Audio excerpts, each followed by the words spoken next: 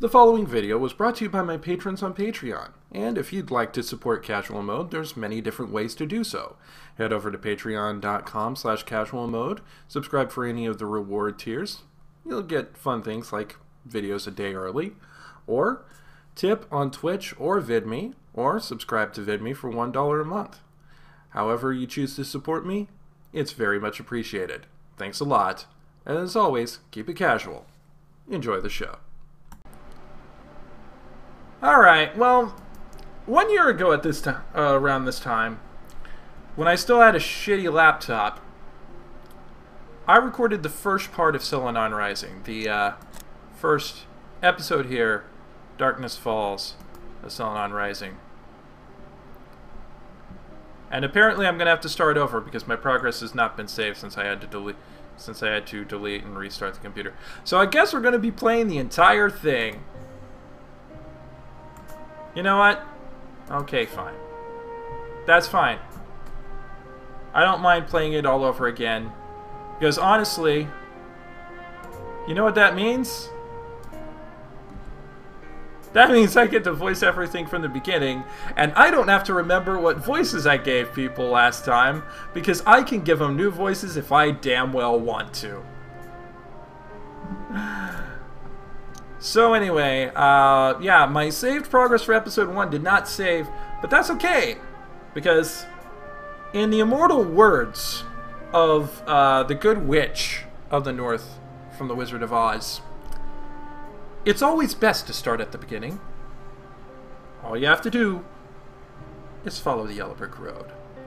So here we are, Selenon Rising. This is going to be a visual novel, and I need to resize my game here really quick, because that's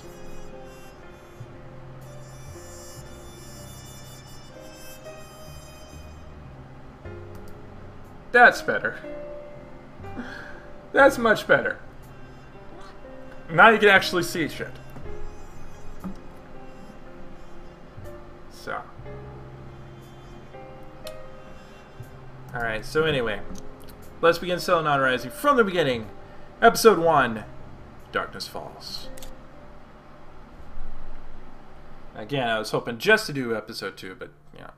Two possibilities exist. Either we are alone in the universe or we are not. Both are equally terrifying. Arthur C. Clarke.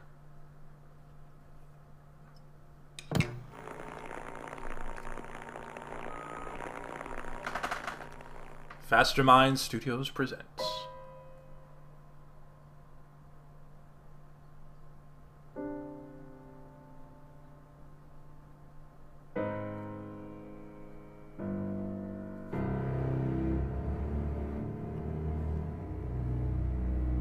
Oh my god! Someone took a bite out of the moon! It really is made of cheese! A film by Jonathan Zekas. I hope I pronounced that correctly. I love your game. I'm sorry, dude, if I pronounced it wrong. Selenon Rising.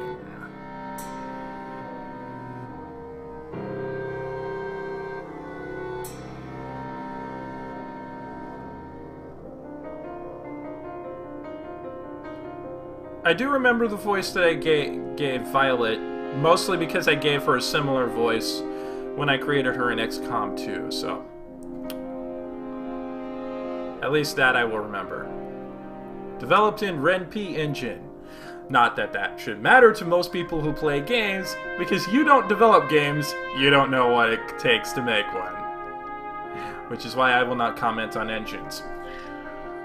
Episode 1, Darkness Falls. Back alley. So, you're that weapons dealer everyone's talking about. Shiva, was it? Not much for small talk here. Well, I hope you weren't followed. Do I look like an idiot? Just checking. If you're done wasting my time, we're good. Now let me see what's in that case of yours. Alright, tutorials. I forgot, tutorials aren't here. I've already played through this, so I know the game mechanics, but for those of you who have not, and I still recommend that you play this game even after watching my Let's Play because, well, it's fun. You'll see the gameplay here. Sometimes you will be presented with a choice of responses. Higher choices will shift your alignment toward law. Lower choices will shift it towards chaos. And middle choices, if there are any, will keep it neutral. You can check your alignment in the pause screen. Depending on what it is, dialogues and events in your future may change. So in this case, I only have two. I can go the lawful route of saying... I can go the lawful Cuba Gooding Jr. route of going, show me the money! Or I can go the gangster route of chaos and try and extort him a little bit. Now, when I did the initial playthrough, I did a lot of these choices by dice roll. I'm going to try to stick to my original choices as much as I remember them. I think I mostly played a neutral character, so I'm going to try to stick to that as much as possible. In this particular instance, I believe I picked the lawful option, so... Not until I see the money. Demanding, aren't you? Listen here, Palooka. I have plenty of people interested in this tech. I don't need your business. Alright, alright. And don't try anything funny. I'm wearing iron. Okay, okay, take it easy. Here's the money. Now, where's that tech? Here.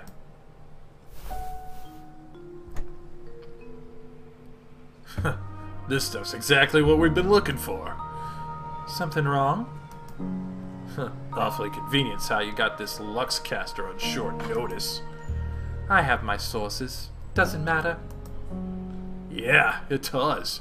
I'm not taking any chances. It could be bugged, couldn't it? Bugged? What do you think I am? An amateur? This was taken straight from the scouting crews outside of the city. You intercepted a supply shipment? You got some pretty good connections. I'm the best there is, the best there was, and the best there ever will be. That's right. I am the Hitman Hart! Either that or a good liar. What are you waiting for? Not bad. Good condition. Firing mechanism is in one piece. Wait a minute. This marking. This was owned by the Resistance! Supply shipment, my ass. I always knew you were a cop. I'm gonna... Wait, you're not an enforcer. Freeze! Human Protection Bureau! Don't move a muscle or I'll fill you with daylight! Alright, alright. You might wanna use my gun. But you might want to look behind you first.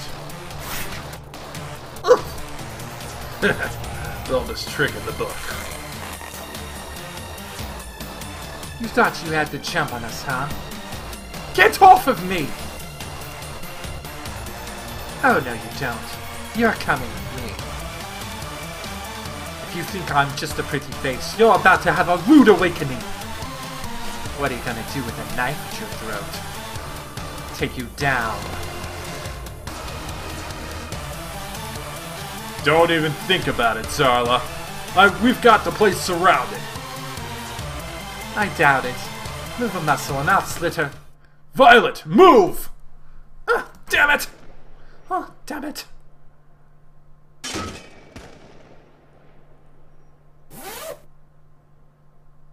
Da-da-da-da-da. She's Batgirl. Damn it! How'd you lose her? I wasn't expecting her to have a grappling hook. Leave it to Zarla to find a way out of anything. It's Blue, the clairvoyant. Ba-da-ba-da-ba-da-ba-da-ba-ba-ba. Standing before me is Agent Blue. Like me, he's an agent of the group known as SPECTRA. It stands for Special Counter-Technology Reconnaissance and Assault. In other words, it's our job to hunt down dangerous technology and destroy it. Both of us are psychics, but unlike me, Blue is a clairvoyant. He can see a short distance into the future. We've been partners for 2 months so far. While initially I didn't like the idea, I admit that it's helpful having someone with his skills to back me up. But sometimes he can be a little too trigger-happy. This is one of those times. What are you even doing here, Blue? Saving your skin, apparently. I had things under control. Sure, I'm sure. Let me guess. Lulling her into a false sense of security? I didn't ask for your help. We're partners. That means it's my job to make sure you don't die, no matter how close you think you were.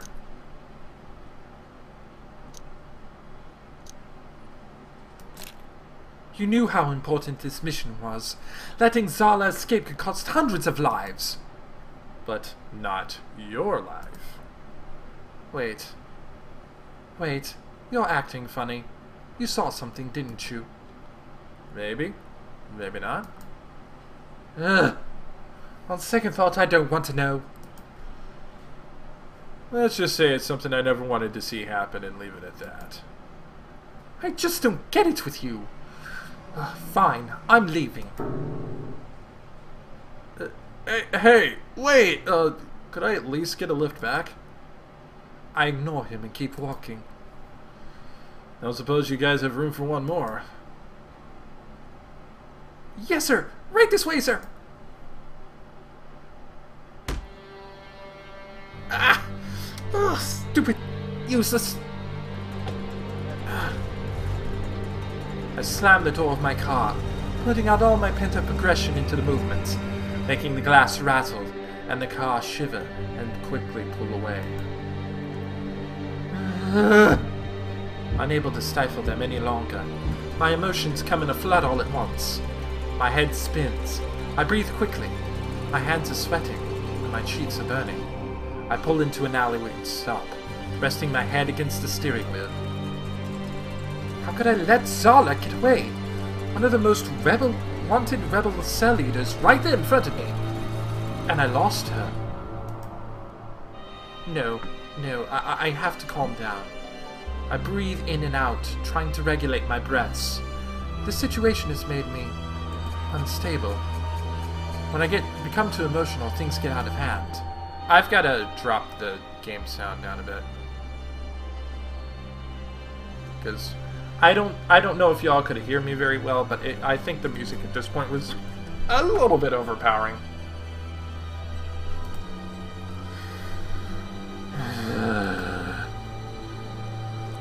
As an Esper, I can tap into other people's emotions, and that's enough for me. I don't want to deal with my own when theirs are already so unpredictable. I lift my head from the steering wheel and start driving again, as my thoughts finally regain some semblance of order. Those idiots. Doesn't Zala realize why the Bureau was created? How could they endanger the entire human race with their selfishness? When the Bureau was established at the end of the Selenon's judgment, all we had to do was forget. Forget our technology, and everything we did wrong. But after all those years, the fools are still willing to risk everything for fragments of the past. They simply don't understand. There's no way the Selenon could ever be defeated. Humanity has lost. We are nothing more than prisoners, but even that is preferable to death. I'm gonna have to save the Violet voice for when she's actually speaking. I'm sorry. I'm gonna have to narrate the rest of it in my own voice. Because that snarky British contralto, I love it so much. But, yeah. Chapter 1, Sin of the Father.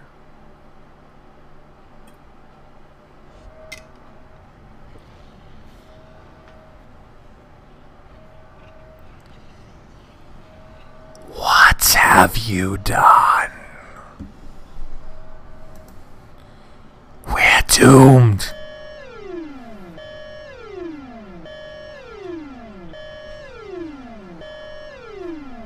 She was supposed to save us! No, she's not an angel. She's a demon. There!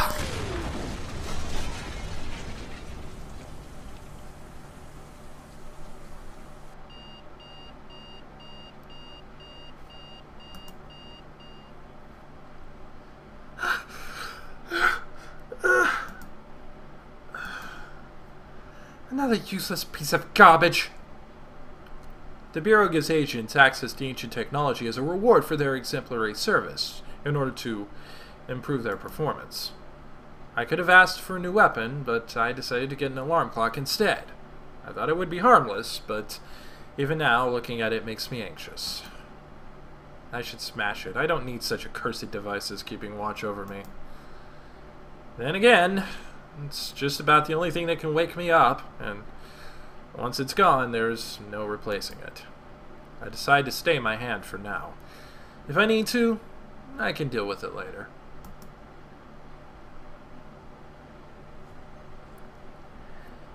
It is early the next morning when I make my way out of my small apartment and down the stairs to the street after a Spartan breakfast of cereal and milk. Milk and cereal, cereal and milk. Saying I didn't sleep well would be an understatement. As if dealing with Zarla wasn't bad enough, now I'm having nightmares about God knows what. When I get to the street, I find Blue sitting in the car with the window rolled down, an elbow propped casually on the frame such that his hand grips the side of his car. I've never made an agent as laid back as he is. In fact, I've never met anyone who's Blue's level of laid back. At least not that I can remember. That's one thing about becoming an agent. The Selenon wipe away any memories about your past life, which can cause some moments of confusion. It's not just me. They say no one remembers you. Your friends, your family, everyone forgets you ever existed. You become something divorced from this world. Hey there, Vi. It's Violet. Excuse me, Agent Violet. Ready to go? I can feel the hint of mocking in his voice and sense a tinge of amusement coursing through his mind. I choose to ignore it. Ready as I'll ever be. Where are we going? House in the 2nd residential sector. Inner city, of course. Interesting. Buckle up, Ace. An investigation in the suburbs raises my eyebrow. After all, the area is known for its low crime rate. The people who live there are mainly the rich, those who can afford the dome's protection from falling space debris. While the inner city is often a haven for crime, the only ones that happen in the suburbs are the occasional burglary, car crash, and drug deal. Nothing for an agent to worry about. The dome is a strange thing. It's a see-through barrier that allows the air, and even birds in the rain through it, but blocks the moon rocks and space junk. I've often wondered how it works, but that knowledge died out a long time ago. I imagine it's like an inverse of the shields from Dune, where the shields from Dune. Actually, no, it would work much the same way as the shields from Dune.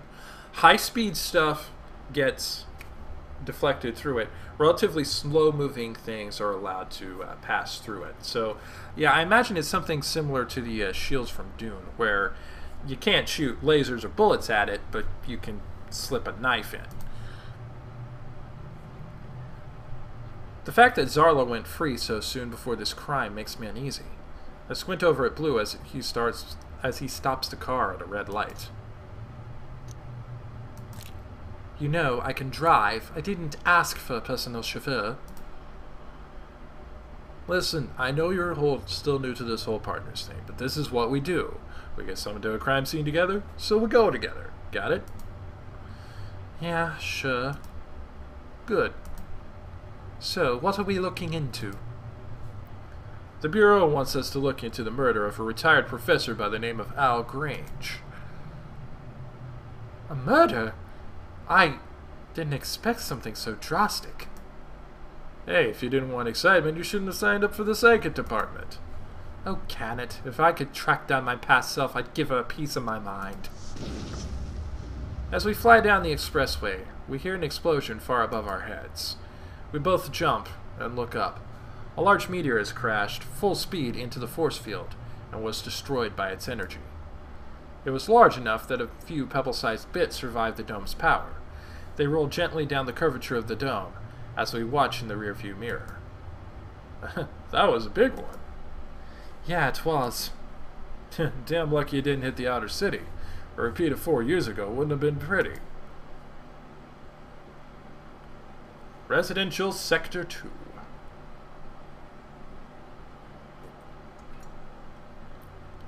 We exit after a short drive and cruise down a tree-lined boulevard in a wealthy part of town.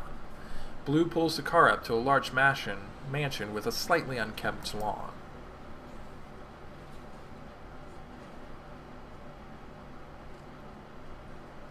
Parking the car, we get out and survey the area.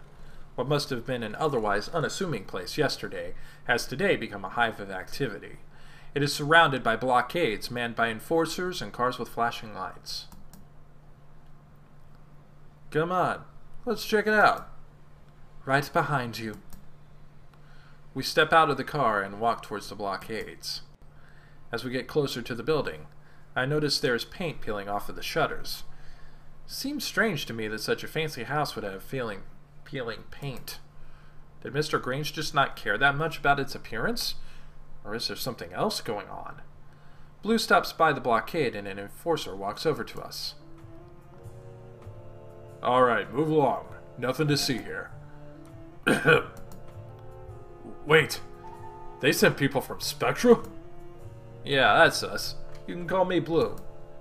My humblest apologies, Mr. Blue, Miss Purple. Excuse me, what did you say? I said, Miss My name is Violet! That's exactly what I meant. Violet! I need to put this guy at ease here. At the same time, I want to know what's going on.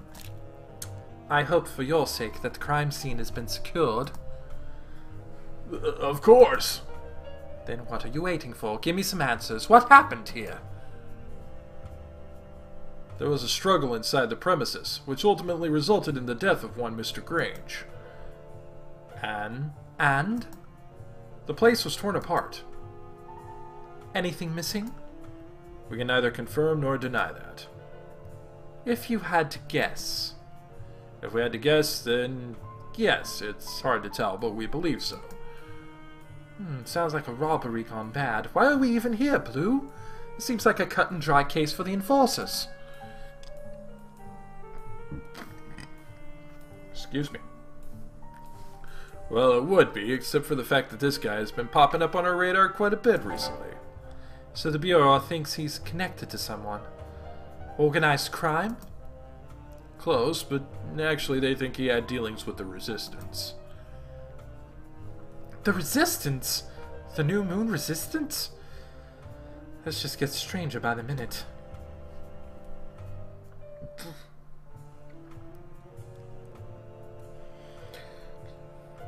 In any case, the Chief wants us to see what we can dig up here. Sounds like we have our work cut out for us. Ugh. You know how I feel about work.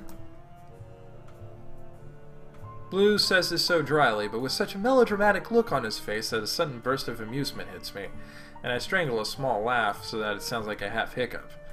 Blue looks at me, oddly, but I can tell he's pleased with himself. I hear the enforcer shifting his feet, and I work to make my face as neutral as possible. Well, the sooner we figure this out, the sooner we can get back to searching for Zada. You never know. Sometimes things that have no apparent connection at first turn out to fit together perfectly. I can feel Blue's eyes roving over my face. I look past him, so I'm looking at a spot directly over his shoulder. For some reason, his eyes bring slight warmth to my face. Someone's got a crush. Someone's got a crush. I'm not going to be juvenile the whole time.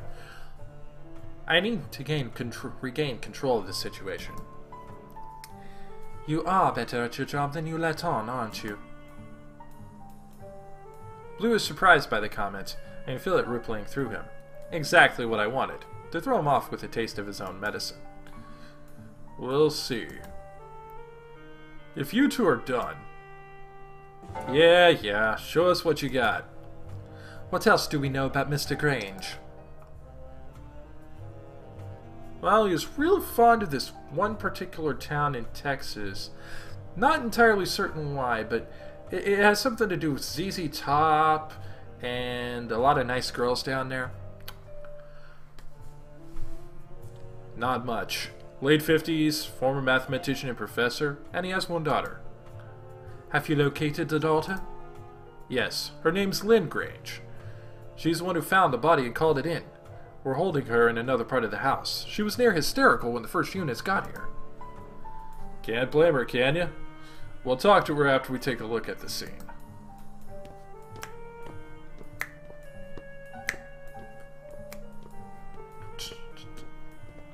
Blue and I push our way around the blockade and move towards the house. The closer we get, the shabbier the once grand house looks. The brick walls are dirty, and in some places the bricks are crumbling. The walk is littered with dirt and plant detritus, which hampers our approach to the house. I look up at the front door and see that there is a tree hanging over the entryway, as though it were weeping. The whole scene looks dejective, and a wave of sadness hits me. For some reason, I move slightly closer to Blue. The warmth coming off of his shoulder, so close to my own, distracts me from the momentary melancholy. Wow, this is an empty mansion. Finally, we walk into the massive entryway of the house. I shake my head slightly and move away from Blue as another enforcer directs us toward a study. The scene of the murder seems like a good place to start investigating in detail. I'll be over here. Tell me if you find anything interesting.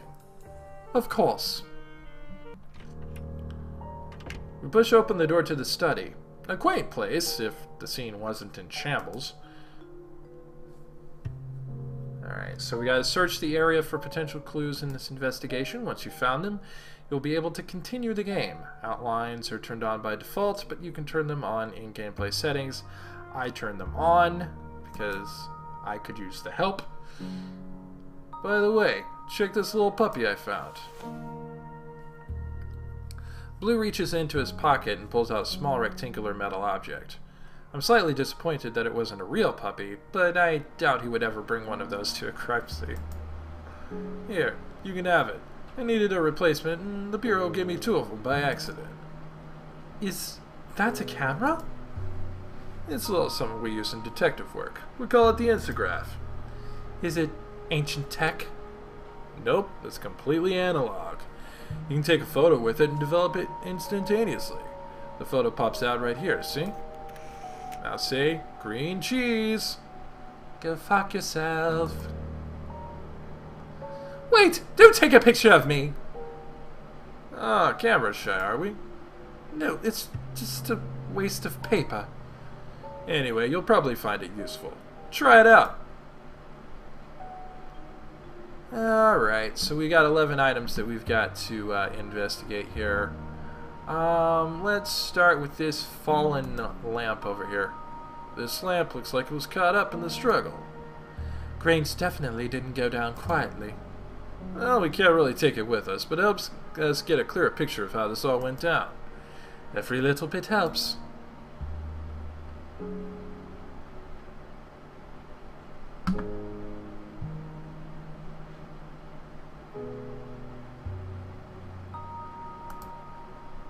This table is an antique. The expensive kind of antique? Not exactly. I'm pretty sure it's just a Bureau knockoff, not a pre-war relic. Well, then I suppose we can confirm he wasn't killed for his desk. We could confirm that the minute we saw it was still here. This is a beautiful old phone. It is, but I think you're missing the larger point. The phone is off the hook. Right, as if Grange were trying to call someone. Maybe he was trying to call for help. Clearly that didn't work out. Anyway, it won't help us. Just leave it as it is. The desk chair's knocked over. Yeah, there was definitely a struggle here before Grange was killed. I don't think we need to take that with us, but it's good information to have. Grange must have been sitting at his desk when the perpetrator entered the study. Either that or he let the perp in and they were talking before things got violent. Good point. Blue, look at these. They look like shredded papers to me. Well spotted, Detective, but look what's on the papers. Are those equations? Complicated ones by the looks of it. Doesn't seem like your typical college lesson plan. We should take those. Who knows what they're for? Good idea. We got some evidence! This clock was broken during the struggle. That means we know when the murder happened. Unless it stopped working even before that. Given the state of this place, I suppose there's no way to know. Doesn't seem like this was the murder weapon. There's no blood on it. Did I already check the hat rack? Not much to wear, I suppose. I'm guessing they took his coat along with his body. Probably sold the rest. Yeah. But I did see one in the foyer. It belonged to his daughter. We definitely need to ask her what transpired here. Agreed. 7 of 11. So we got 4 more things we gotta take a look at. Let's see. Alright. These are some well-worn books. Let's see. The post-Selenon period? Our history? Grange must have been a history buff. Yeah. I wonder what he found so interesting in there. I don't know, but it won't help us with figuring out who killed him. I suppose you're right. Come on, we don't have all day. There's no time to be skimming books. But I didn't even pick one up yet. Face it, you were going to. Your powers are a little too accurate.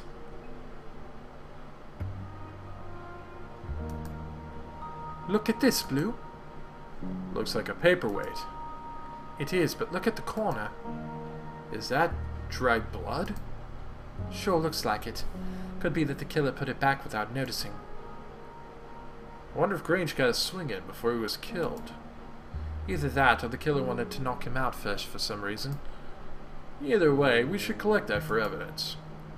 Definitely.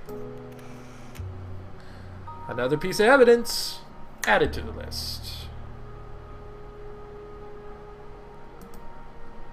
Look, it's a photo of our Grange. Who's that with him? It must be his daughter. Yeah, we should take that with us. Yeah, it might come in handy when we're talking to the daughter. Photo of our Grange. Last thing. What is this? It looks like a ledger. Maybe we should take a look. After all, maybe he has red in his ledger. Oh my god! Our Grange is Black Widow!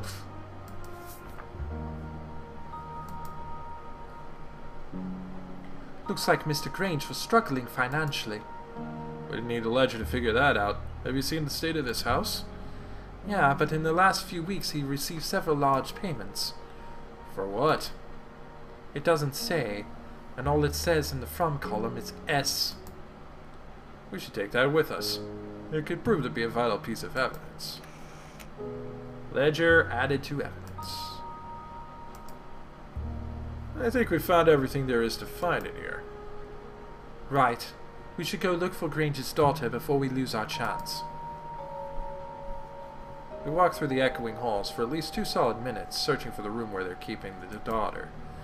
The halls are strangely unadorned.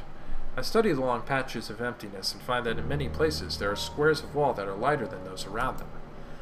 It's as though things had once hung in these spots for many years, judging by the color difference, before being removed, for whatever reason.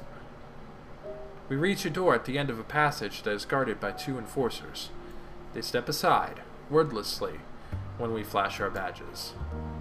We let ourselves into a small room. The space is furnished with a floral couch and several stiff-looking chairs in the center of the room. The far wall is lined with deep-set windows. A woman is pacing in front of the windowed wall, her face streaked with tears and her eyes wide. Miss Grange? She doesn't look over at us or stop her pacing. Blue walks over and stands directly in her path, and I walk over and stand on her other side so she is blocked from pacing in both directions. She looks first at Blue, then at me. Then she bursts into loud sobs. Blue puts a hand on her shoulder. Miss Grange, Lynn, we need to ask you a few questions about your father. I can't. There's nothing I can tell you. Why don't we sit down? Okay.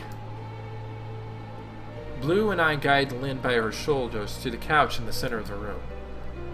I know you think you can't tell us anything, but you're the only one who can help us find who did this. No, I'm not talking, that's final. I'm hiring a lawyer. Miss Grange, I'm not sure you fully understand, but simply you have the right to remain silent, unless what you know could be potentially an issue of human security. What? What makes you think that? The Bureau seems to think that there's more here than meets the eye. Like, say for instance, perhaps some Transformers? And we found a few interesting pieces of evidence. That means I really have to talk?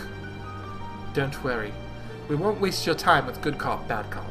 All I want to know is the truth about the situation. Now why don't you start by telling us what you found when you arrived here, and we'll go from there.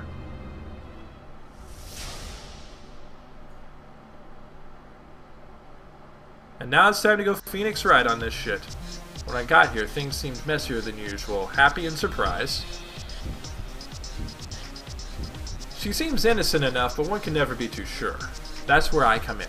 My powers aren't just for show. I can tell if someone's emotions don't match their words. Emotions are strongly linked to memories. When someone remembers something, the true emotions that they feel rise to the surface.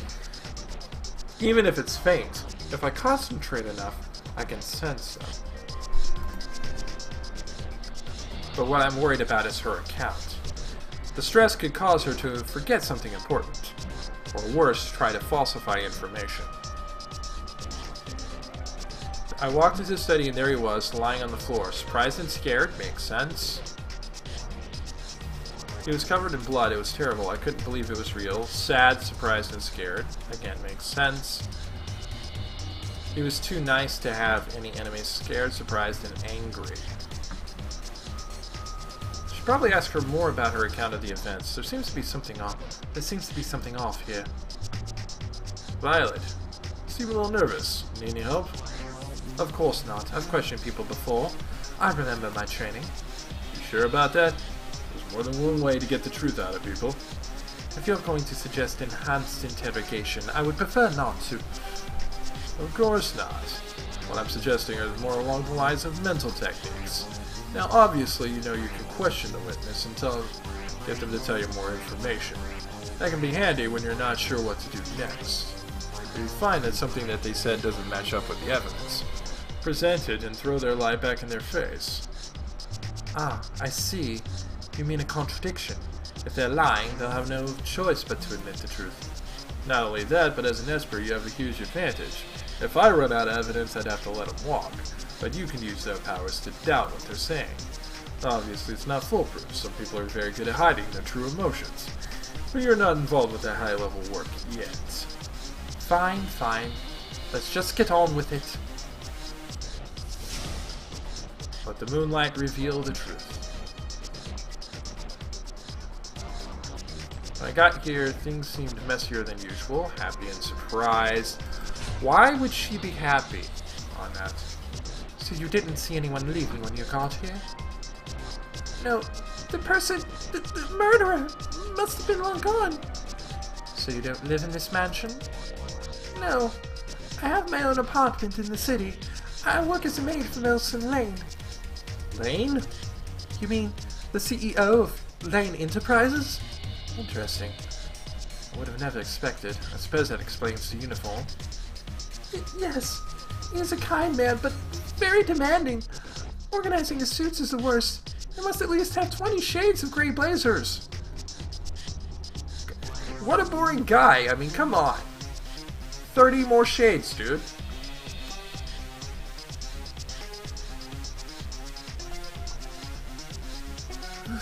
Talk about conspicuous consumption.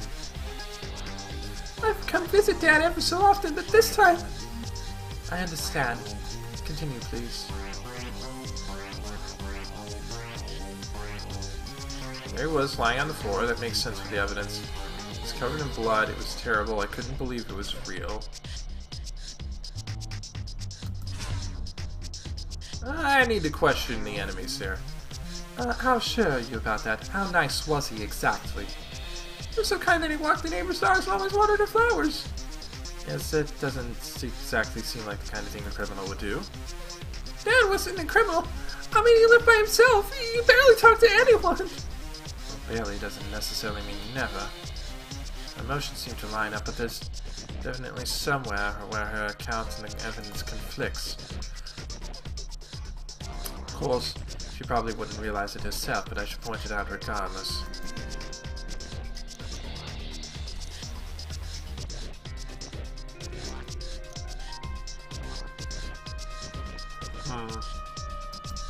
I don't remember this.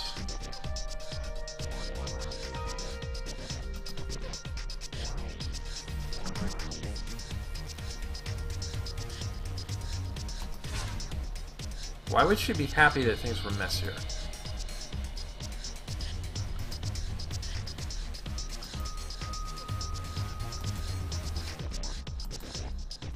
And strike one.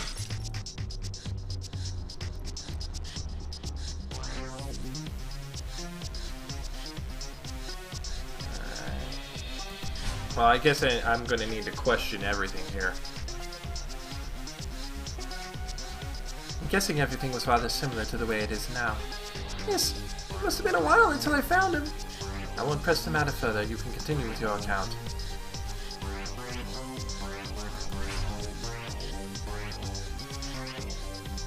It must have been very traumatic. You have my condolences. Thank you. I thought really... Really? Hey, blood! Oh boy, here come the waterworks. Get out of here!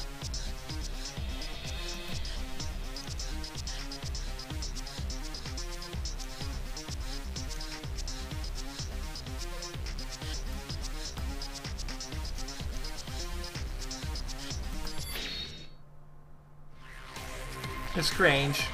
Ah, music changed. That means we did it right. Miss Grange, do you know what this is? It's my father's ledger. He's had it for ages. It's what's inside that's unusual. To be precise, there's been quite a bit of money coming in recently. But, what do you mean? I think you might have a hunch about who he was working for, and that it wasn't exactly kosher. I don't like what you're implying. Well, I'll just come out and say it then. Was your father working with the rebels? I don't know. I mean, I guess, maybe. I don't know. Do you think they killed him? We can't know for sure unless you tell us everything you know. And that means everything. Okay. I'll try.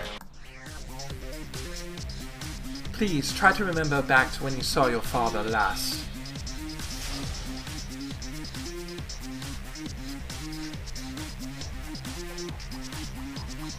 Yeah, I mean, yes, he'd been acting strange lately. Scared and surprised. Ever since a few weeks ago, he's been more jittery than usual. Scared and surprised still, makes sense. I asked what's wrong, but when you tell me what's going on, Of course she'd be angry that her father wouldn't tell her what's going on. I don't think you'd be able to help you at all. And she's sad. Alright, so let's question everything.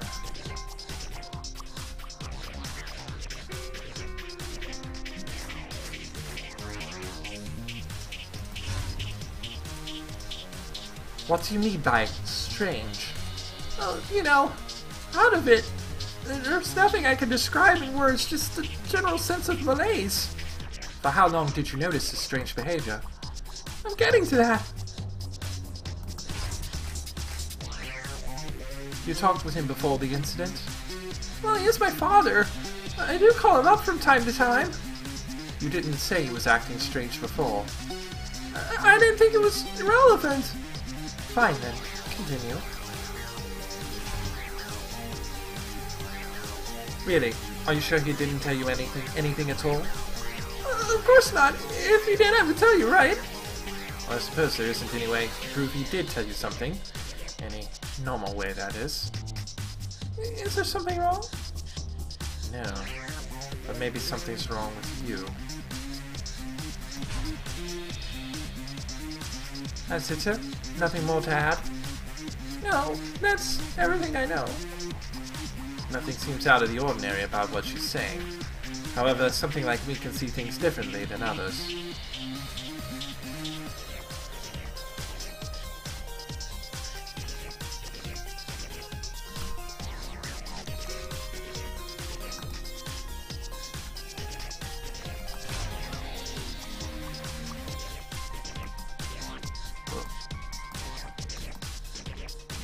And strike two. But as you can see, I got a few more cracks there.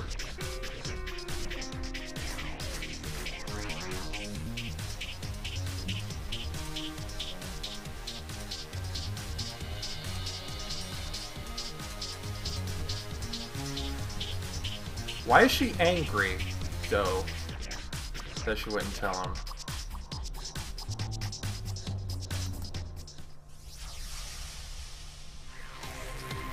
Miss Strange, it's one thing to be perturbed, but to lie to an agent is downright insulting. But I could feel the anger and nervousness in your mind from your last statement. They don't make us agents of SPECTRA for nothing, you know. But I didn't... Admit it. You were lying. Protect his name. No! I was angry because it was so cold! What? That room felt rather warm to me. I mean, he refused to speak to me! That seems to be important. Perhaps I should open a line of questioning. Fine. Be my guest, but I don't know anything! We'll see about that. Miss Strange, do I need to remind you of the importance of telling the unadulterated truth to a Bureau agent? Yes, of course. Please forgive me. Alright, let's question her again.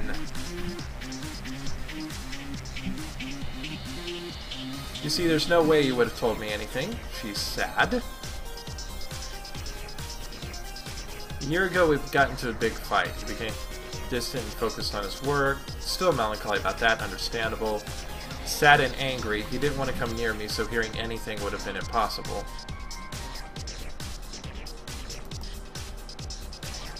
So it's that last one that we probably are going to want to question. There's absolutely no way. You seem awfully sure about yourself. Yes, well, getting to the reason why. Alright, please continue your account. You got into a fight? What about? It's because I became a maid.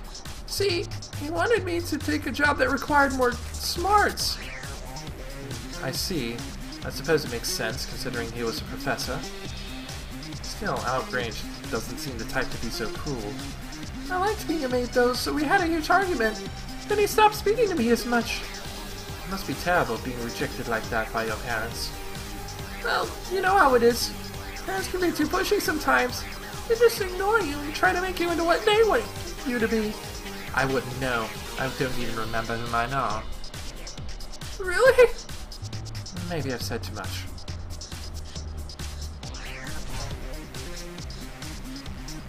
He didn't want to come near you? You mean he avoided you? Yes. Whenever I visited, he always kept his distance.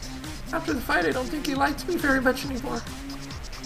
I suppose that's understandable, considering the circumstances. It didn't bother me much. I knew he was stressed. It's too bad that your relationship had to end on such a sour note. It's too bad. There's something wrong with the depiction of the relationship between her and her father. If only I had something I could use to nail her, telling a blatant lie.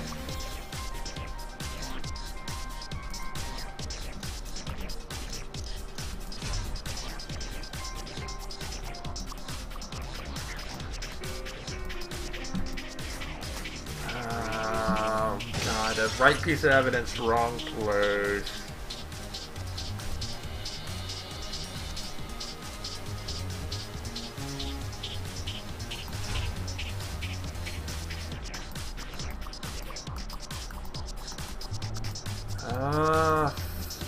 Crap! I've got one left on this.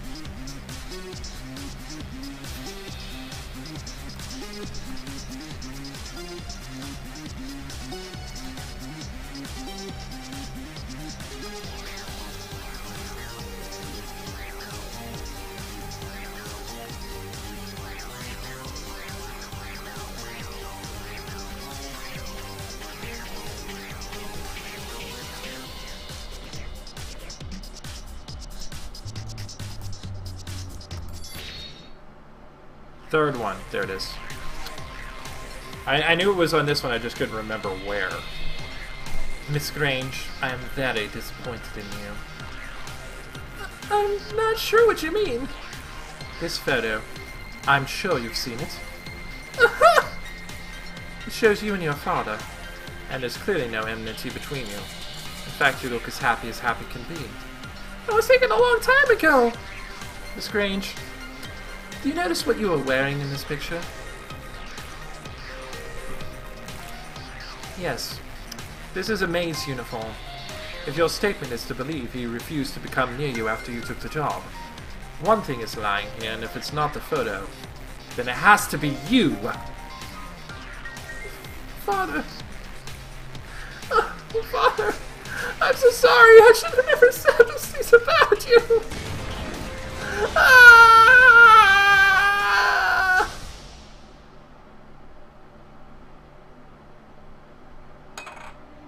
It's true. There really was no fight. I didn't want him associated with rebels. Now can we stop this farce and get to the truth about the matter? Fine. I'll tell you what really happened. Continue. I asked him what was going on, and he told me he was meeting with an old colleague to discuss a new job. A new job? I knew he was having money problems. Our family has seen better days. He said that this job would give him enough money to repair the mansion. Do you remember how this person looked?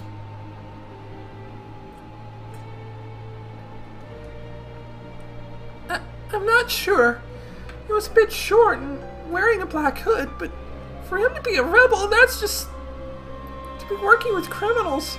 I can't believe he would do that. Well, there is a saying. Desperate times call for desperate measures. Of course, we at the Bureau do not condone this kind of behavior. I'm sorry. I wish I knew more. Thank you for your time. Don't worry, we won't hold your hesitance against you. We know how distraught you must be. I'm so sorry. I hope I helped your investigation. Daddy. Come on, let's go. There's nothing left to do here. Blue and I leave Lynn. We make our way back through the empty halls until we are once again outside and heading towards the car. The enforcers are still milling around, though some of them have left. Fantastic. We know that Mr. Grange was desperate for money, but we still have no idea what he was trying to sell. Wrong. There's a piece of evidence that tells us exactly what he was doing. You mean the shredded papers that were in the trash? Exactly. What if what he was doing was right in front of us the whole time? So he's making all that money doing calculations. Bingo. I don't understand. What sort of criminal would need such a thing? Then you aren't thinking hard enough. What are rebels usually interested in? Technology. Why do you... Oh. Exactly. All ancient tech has a computer inside of it. And computers are locked by passwords. Then, you think they hired Grange to... He'd probably have the ability to decrypt some of the more advanced codes that your run-of-the-mill rebel would have no idea what to do with. What if the person he was dealing with was Arlo, one of her cell members? You took the words right out of my mouth. Kiss great minds stink alike, eh? She's been very active in her search for ancient technology the past few months, but if they were using him for his skills, why kill him? Maybe he stopped being useful. Strange. Zarla doesn't strike me as the type to just off someone for no reason. Then again, the rebels aren't exactly the sanest bunch. Well, there's also the possibility that he wanted out, but why would that make him panic so much that he had to be kept quiet? I'm not sure I want to know. We arrive back at the car. We both get in, and Blue pulls away from Mr. Grange's mansion. As we drive down the street, I wonder what could have been so important, and so terrible, that Mr. Grange had to be silenced. Permanently. For the rebels, it was a bold move. Take a sideways glance at Blue, and I can tell he's lost in his own stream of thoughts. What is he thinking about? I can read his emotions, but I don't know what's really going on in his mind. Not really. I wonder what he actually thinks about Grange. His secret theory. I'm sure he has one. You don't get to be a senior agent without having an active investigative mind. Though he tries to very hard to hide his, and I'm not sure why. Maybe one day I'll know him well enough to know what he's thinking about in situations like these. It's an odd thought. Another odd thought. What does he think about me? Late morning is ticking swiftly towards the early afternoon. Blue and I decide to head to Sector 2 Precinct to see if we can get some more information on Grange. The stout, sandy-colored building is near the center of the dome. It is a hub of enforcer activity. I tend to avoid places like this when I can. Something about the faceless masses of enforcers causes an emotional reaction in me. I haven't pinned it down exactly. Oh, sorry. I was just trying to check my alignment there. Not fear or annoyance. Perhaps anxiety. Perhaps sometimes it's unavoidable, like today. We need to see if we can find a connection between Grange and Zarla or flying monkeys.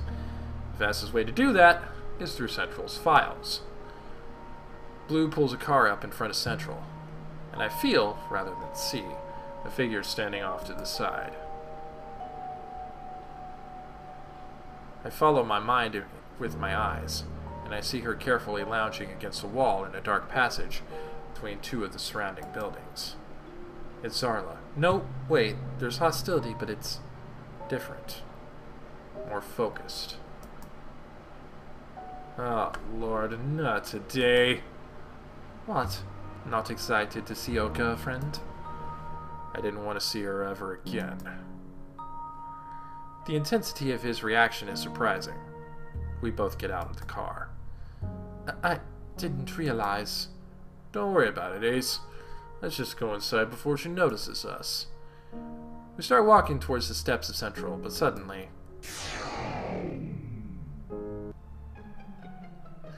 Blue, I always knew you were lazy, but I never thought you were blind, too.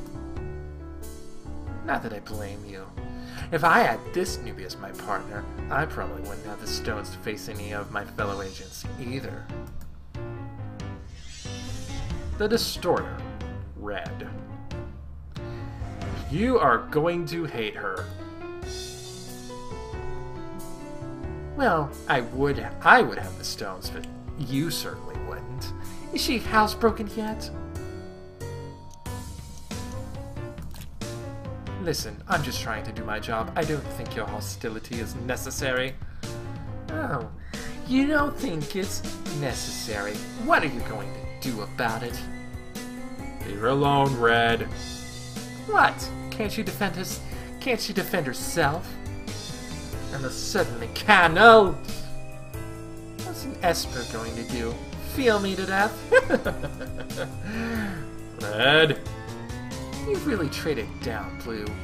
You know, if you're still interested in a mature woman, I won't hold it against you.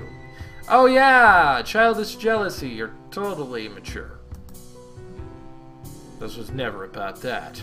And besides, Violet is mature enough. Mostly. What are you doing here, Red?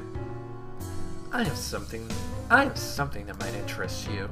And what, pray tell, would that be? Just a few photos I don't need. You're trying to get back into my good graces. It won't work, but thanks for the offer. Even if I couldn't feel the embarrassment and anger rock Red's mind, I'd be able to see it on her face. Her snide grin turns into a snarl, twisting the sides of her mouth, while her cheeks color ever so slightly. Defensively, she crosses her arms across her chest, and apparently draws her sword at us. Fool, if I meant to flaunt my body, it would not be in front of her. Besides, I'm sure you remember it quite well already. Just hand it over. Red holds the pictures out to Blue, twitching back when he first reaches out to grab them, taunting him before placing them into his hands. Are these Grange? How the hell did you get these? That's none of your beeswax. That's bull. You randomly getting your hands on evidence pertaining to my investigation is very much my concern. Too bad. Life can be disappointing, can't it? I'm not in the mood for this beating around the bush crap. I have my ways. You should know that by now. Forget it. Just tell me who this is with Grange in the photo. Who's the rebel? How should I know? What do you think I am? Psychic? Very funny. Are you telling me you didn't get them analyzed? Doing the dirty work just isn't my style. I leave that for the puppies and the lazy old softies. I didn't ask for your help, Red. I could never pass up the opportunity to make you look bad. No, you never could you? You're welcome. Stay out of my way, Red. Come on, Violet, we have work to do. See you the next time I do your job.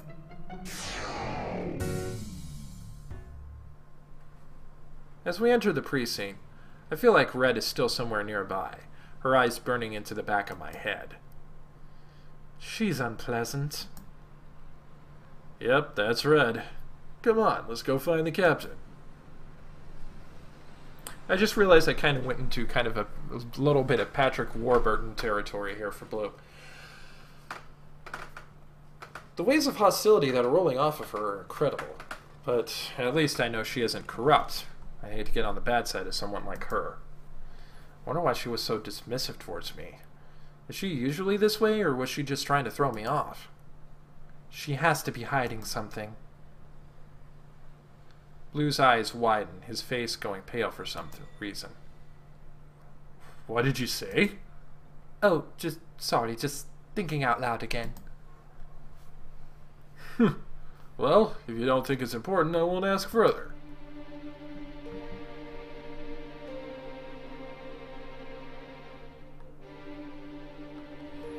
We trek through the halls of the precinct, which are buzzing with the movement and chatter of enforcers. It smells like a mixture of sweat and some unidentifiable metallic odor, which could be guns, or blood. I don't care to know which. When the crowd catches sight of me in Blue, it barks in front of us, and quiets perceptibly. The few enforcers I catch staring at me quickly look away from my violet eyes. Something about our eye color makes people a bit uneasy, even enforcers. At the end of the hallway, we step into a large utilitarian office, and are stopped by an enforcer behind a gray metal desk. What is your business here? Agents Blue and Violet from the Bureau. We're here to see Captain Wells. Very well, sir. One moment, please. The enforcer quickly walks into a back room while Blue and I are left standing in the front office. I glance around the room. The walls are sickly yellow, like skin that has not seen the sun for far too long. There are lines of portraits on the wall on either side of us. One side is labeled Our Fallen Heroes and has rows and rows of small portraits of half-masked enforcers. The opposite wall has far fewer portraits, but they're larger and bear the banner, "Our fearless leaders." Must be the former captains of the Enforcers. I look all the way to the right, up to the current captain. The portrait is of a large man, his shoulders square and hunched, as though he's trying to bend over enough to fit inside the frame. The Enforcer reappears and gestures for us to follow her. We head into the back and enter a small, cluttered office. The man from the last portrait is seated behind a desk that looks ridiculous next to his huge frame. He stands as we enter. These are the agents, sir. Thank you, Enforcer. His voice is gruff and cuts through the room like a bark. The Enforcer leaves the room. What's the matter, Blue? Got bored of your old partner? With all due respect, sir. Just yanking your chain. I know exactly why you left. Yes. Yeah, sure you do.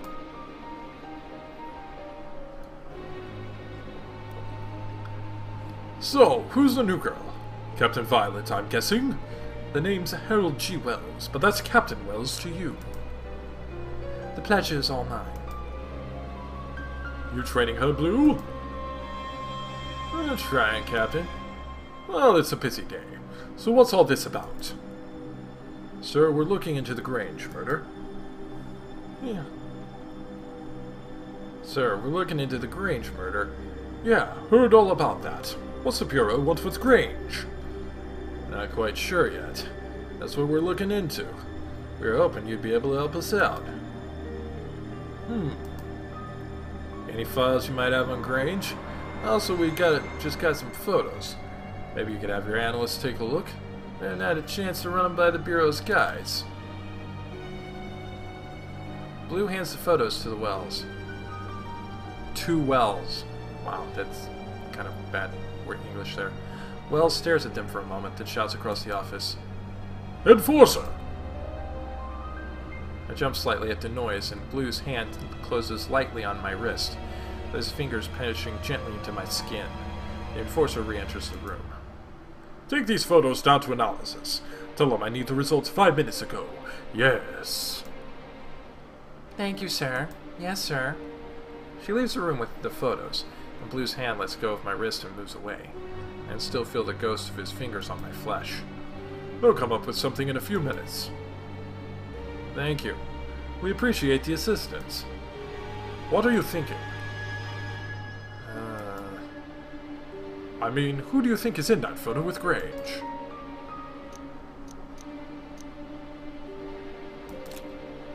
Well, we've been bouncing around a few ideas.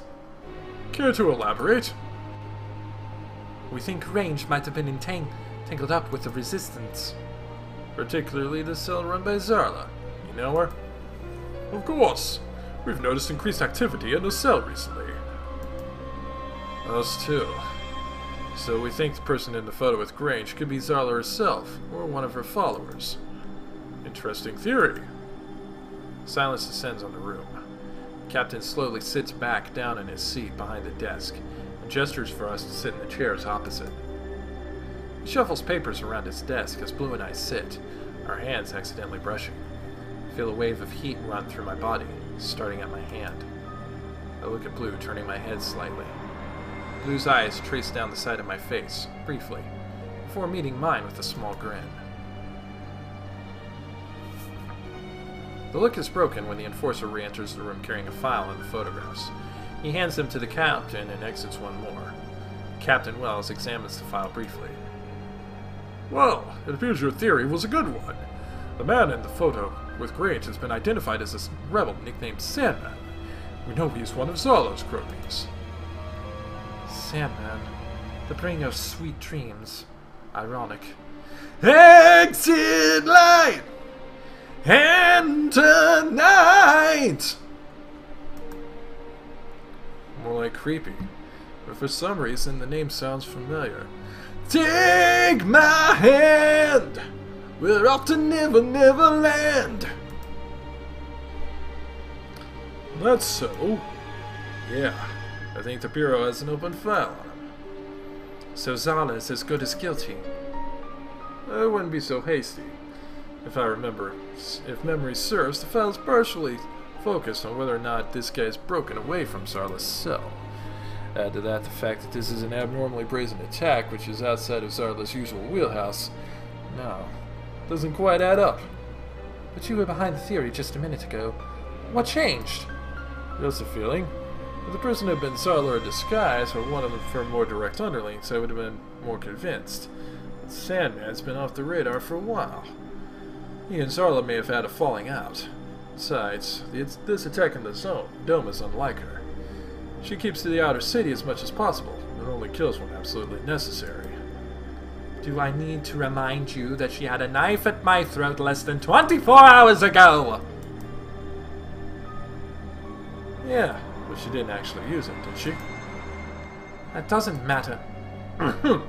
Anything else you fellows might need? Right now, we need to talk to someone close to Zarla, and find out if Sandman is still one of hers. The rebel we captured in the alley. Great minds.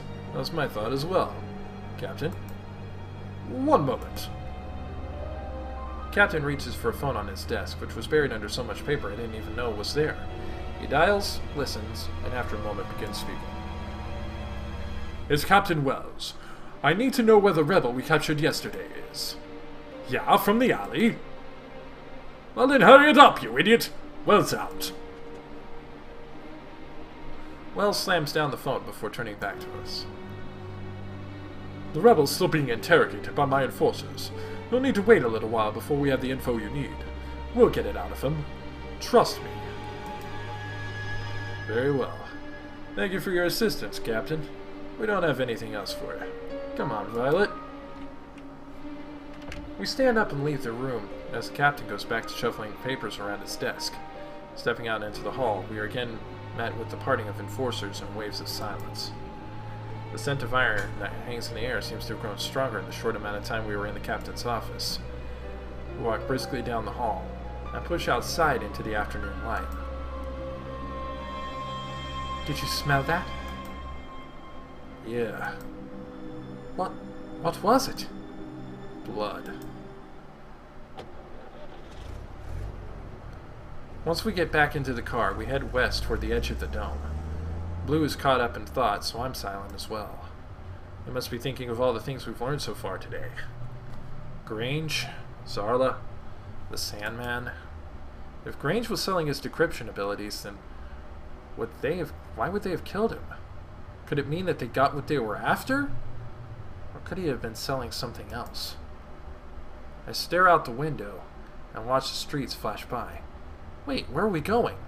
Just as I open my mouth to speak, Blue answers my questions by pulling the car into the parking lot of a small restaurant. The sign out front reads, "The Silent Word." A strange choice for a name if there ever was one. Come on, I'm buying you a drink. Little early for a drink, isn't it? You've already been to a murder scene, interrogated a witness, and dealt with Wells.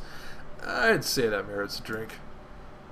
Well, if it makes you feel better, I'll buy you some lunch too. Make it seem more legit. That's not exactly what I meant.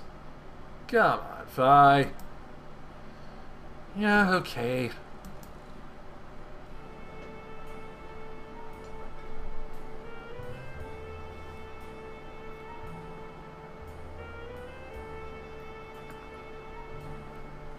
We walk into the small restaurant, and immediately turns to night around us.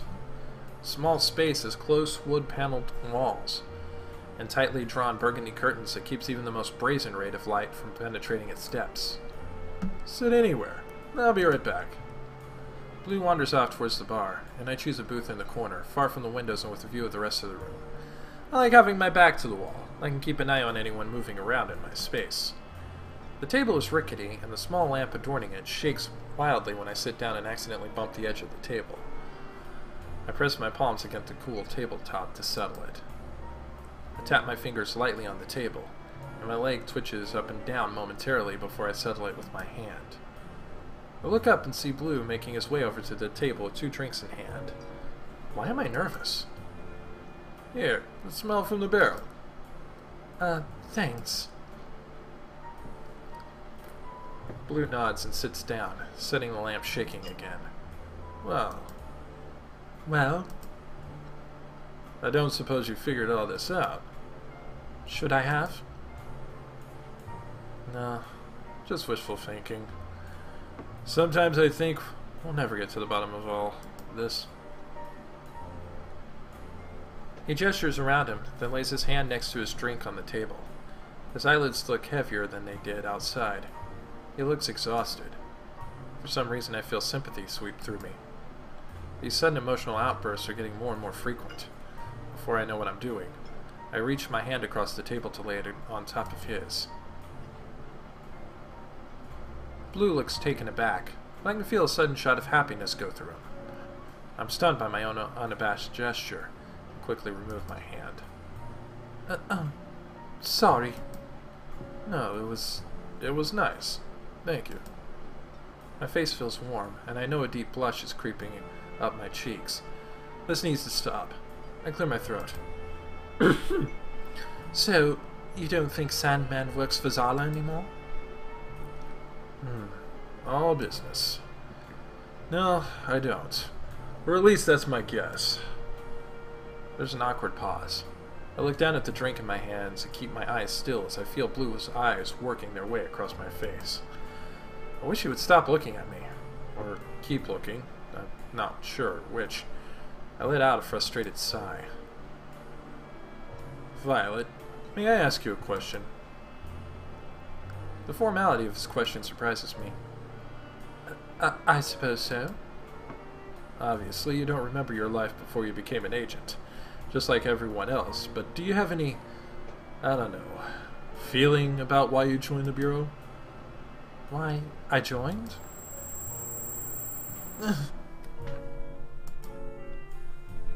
Violet? It's nothing. I'm fine. So I'm guessing you drew a blank then, huh? I think so. What's that supposed to mean? I mean, no. I don't remember anything. Not even my first few weeks as an agent. Sometimes I feel like I just sprang up from the ground, fully formed as Violet with no other life. It is a bit unusual to not even have a faint idea. Why? You? Me? Oh, I always had a feeling I wanted to be an agent because it seemed heroic. The powers, the secret identity, even from yourself, is like being a superhero. But it's not like that, is it? I feel like I go around in circles and never get anywhere.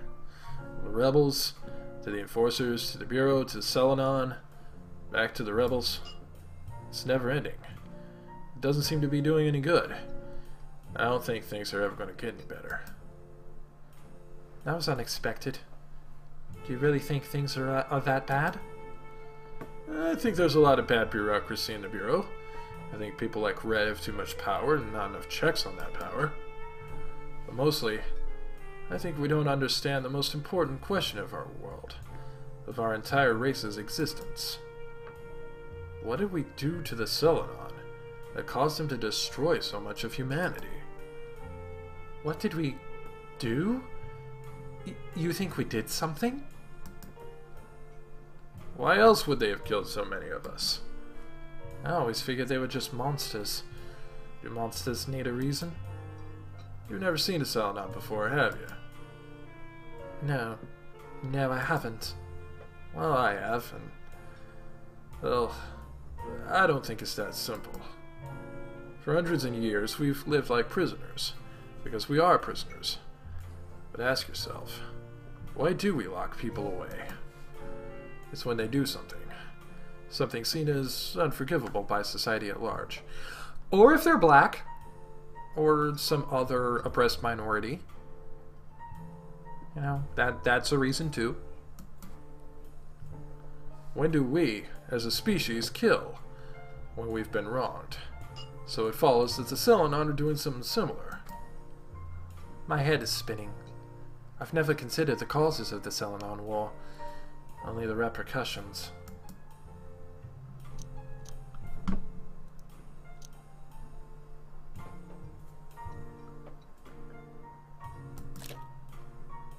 Questioning the Selenon isn't allowed. We're not supposed to ask those things. Vi, questions we're supposed to ask? We're investigators, that's what they do. They created us. They gave us these powers. All of us. Red, green, yellow, blue, violet, the lot of us. What are we supposed to do? Just ignore the biggest investigation there is? I don't... You've never thought about it, have you? No, not really. Maybe you should start. Why? What good will it do? I don't think anyone is beyond redemption. I don't think the one side has to die to come to a solution. I stare at Blue, wide-eyed. He wants to become friends with the Selenon? Or allies? Or make up with them for some unknown misdeed that may not even exist? I don't know what to think, but I've never seen or felt him more engaged or alive than he is in this moment. There's another pause. I look at him straight in the eye this time, and he looks straight back. This man is not who I thought he was. From his time as Red's partner, I would have guessed he would have been cruel and uncaring. I would have thought he would be lifeless, but this man is passionate. You're not who I thought you would be. Oh yeah. Oh yeah? Is that a good thing or a bad thing? A good thing, I think. Good. Suddenly his hand reaches across the table and grabs mine. He pulls it halfway back across the table so that our hands are joined in the middle of the dimly lit surface. I feel shy, but I also need to ask him. Blue? Can I ask, what... Were you and Red... I don't know... a thing? He laughs. A thing? It's not funny. Yes, a thing. Despite not being an empath, Blue seems to get the message. He straightens up his chair and looks at me, his eyes serious. I can feel the suppressed amusement, but there's also a genuine layer of concern and seriousness. No, we weren't. She seemed spurned. Before you came onto the scene, Red was different. Not on the outside, but we always watched each other's backs. But a few years back, she changed. She started becoming distant and only cared about training her powers. I asked her what was wrong. I wanted to help her. But she said I'd become too weak for her. She told me to file the paperwork and go solo. It would be better that way. That's unforgivable. No, Vi. You don't get it. The Red I know would never say something like that. I know she just wanted to protect me. From what I can't fathom, but to make her act this way, it must be something huge. Must have been a hard pill to swallow. Well, yeah, the red pill is awful hard to swallow. Yes, that was a shot at men's rights activists.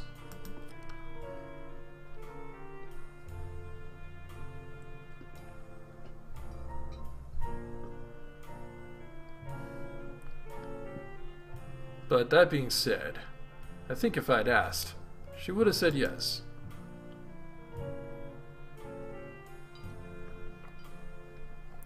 An evil grin is spreading across his face. I start to pull my hand away from his, but he holds on tighter. Oh, yeah? Yeah, he's quite charming, in case you hadn't noticed. I do not know what that is. Being charming. I really hadn't. I mean, I know the meaning of the word being charming. I know what it means to be charming. Not something I know of in my own self. I don't think I've ever been called charming. Ouch. Well, you asked. A small grin crept onto my face. I can't help it. Is that... No, it can't be. Is that a smile? Stuff it, Blue. But now a full-fledged smile has made its way onto my face. It feels weird, but good. He is interrupted by the chirp of his transponder. He sighs, lets go of my hand, and pulls the transponder out of his pocket.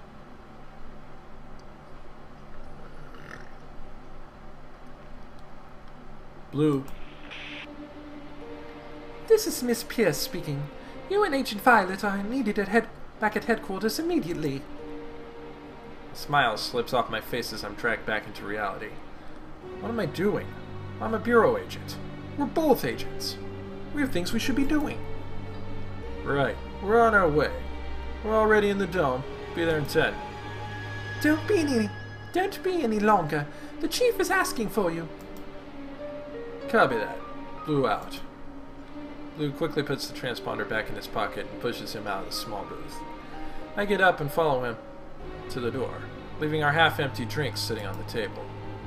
He stops just inside the heavy wooden door, and I nearly knock into him. What? Did he forget how a door works? Just as I'm about to reach past him to open the door myself. Blue reaches out a hand and stops me. He puts his other hand under my chin, and I look at him in the dark warmth of the restaurant. This isn't over, Vi. It's not over by a long shot. Can't think of anything to say, so I nod. He releases my chin and pushes the door open into the dazzling sunlight of mid-afternoon. My eyes burn, and I stumble slightly into the parking lot. Jeez, kind of lightweight, aren't you? But I'm not. I didn't even drink. It's the sun. You're charming when you're flustered. Come on, let's go, before the chief has a fit. We climb into the car, and I'm still squinting at the bright sunlight as Blue starts the engine and pulls out of the parking lot, heading towards the bureau. Chapter 2. Mistaken Identity. Alright, I'm going to take a teeny bit of a pause here to take care of some biological things. I'm going to be right back. Alright. Chapter 2. We pull up outside HQ. The brakes screech into a shop outside the central tower. It's just as impressive up close as it is from afar, an impossibly tall monument of steel that harkens back to ancient times, when humanity thought they could accomplish anything. The tower, aside from being the headquarters for the Bureau, also anchors the dome's force field, as a very symbol of the elite, those who live under the Bureau's protection.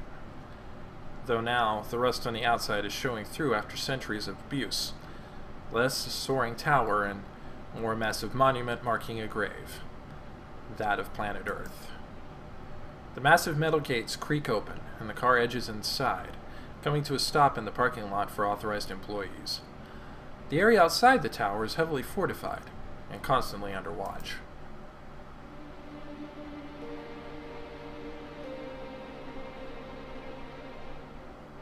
As we push through the doors, the smell of paper and mint hits me at the same time. Chief Noble hates the smell of paper, markers, and basically anything else associated with an office, so a fake peppermint smell hangs constantly in the air. Every time I walk inside, I can't help but think of how unusually lavish it is, even for the chief. The large open lobby is uncharacteristically quiet. However, I know the scene in the Bureau offices is the exact opposite of the spacious, silent lobby upstairs. It's cramped with desks and people, and bustles with activity. Agents, secretaries, and filing clerks dart here and there, weaving webs of words so it's impossible to pick out any one particular conversation. Being in the pit always makes me feel strange. Like I'm a weird satellite that's been knocked out of its orbit while everyone else is on course somehow. I've never been quite sure where I belong in the larger pattern, or where the strand of order, it must exist, that ties all this chaos together is. Miss Pierce, the chief's secretary, appears as though out of nowhere when I turn around. Her hair is in a tight bun, and her eyes are totally obscured by her customary glasses. I still have no clue what color her eyes are. I take another look, but it's impossible to tell behind the silver moons. Good, you two are here. The chief has been waiting for you. Sorry, we came as fast as we could. No matter. Here are your briefing packets. Read them in the elevator. No need to press any buttons. The door slides open as if waiting for us. All three of us step inside the elevator.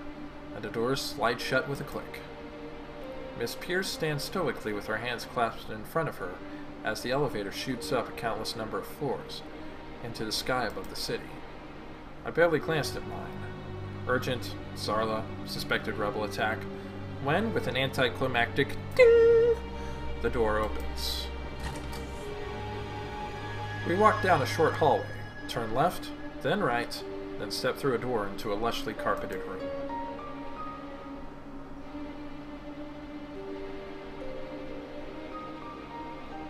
Welcome, agents. Why don't you take a seat? The chief sits at a large mahogany desk. Mahogany! He is impeccably dressed as per usual. The room around him is decorated with portraits of former chiefs, men and women who no longer have a memory of being chief of the Bureau, and a few plants scattered here and there. A large screen on the far wall displays impertinent information about the city.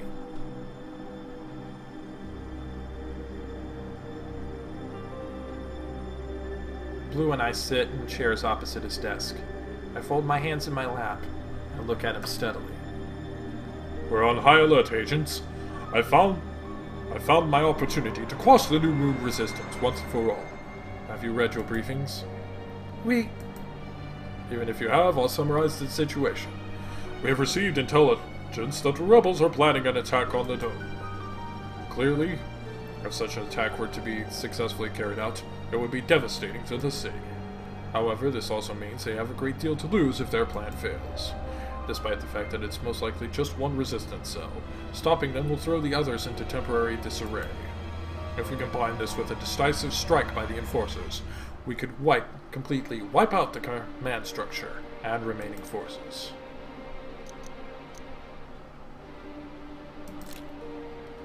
Do you think there's a chance that rebels would want to negotiate? And why would that matter, Agent? Because, maybe we could get something useful out of talking with them. I highly doubt that. Maybe more information on their cell networks, or future plans. Listen here, Agent. There's no use feeling any sympathy towards those monsters. They're willing to do anything to destroy the Bureau. And kill you. Understand? I understand, sir. Is that an issue for your agent? No, sir. Of course not. Good. Because I have an important assignment for you. Sir? I was most impressed by your undercover work on the tech bus. We may have failed to capture Zarla, but we did capture one of her associates, and that's something no agent was able to accomplish until now. Thank you. Because of the increased activity in Zarla's cell recently, we strongly believe that she is the one behind the rumored attack. If I may, sir, where did we inquire this intelligence? The rebel we caught in the alley has been most forthcoming, with a little help from the enforcers. Miss Pierce?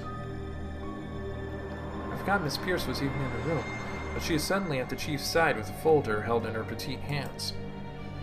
Yes, sir. According to Rebel, the attack is set to take place within the next week. He did not give us the location of Zarla's base. We don't believe he knows it. Blues makes a small grunting noise. It sounds a bit like disgust. Something wrong, Agent Blue? Nope. Just thinking about how confident you sound about that. Indeed. Continue, Miss Pierce. He does not know Zarla's whereabouts. However, he did give us the location of one of her closest confidants.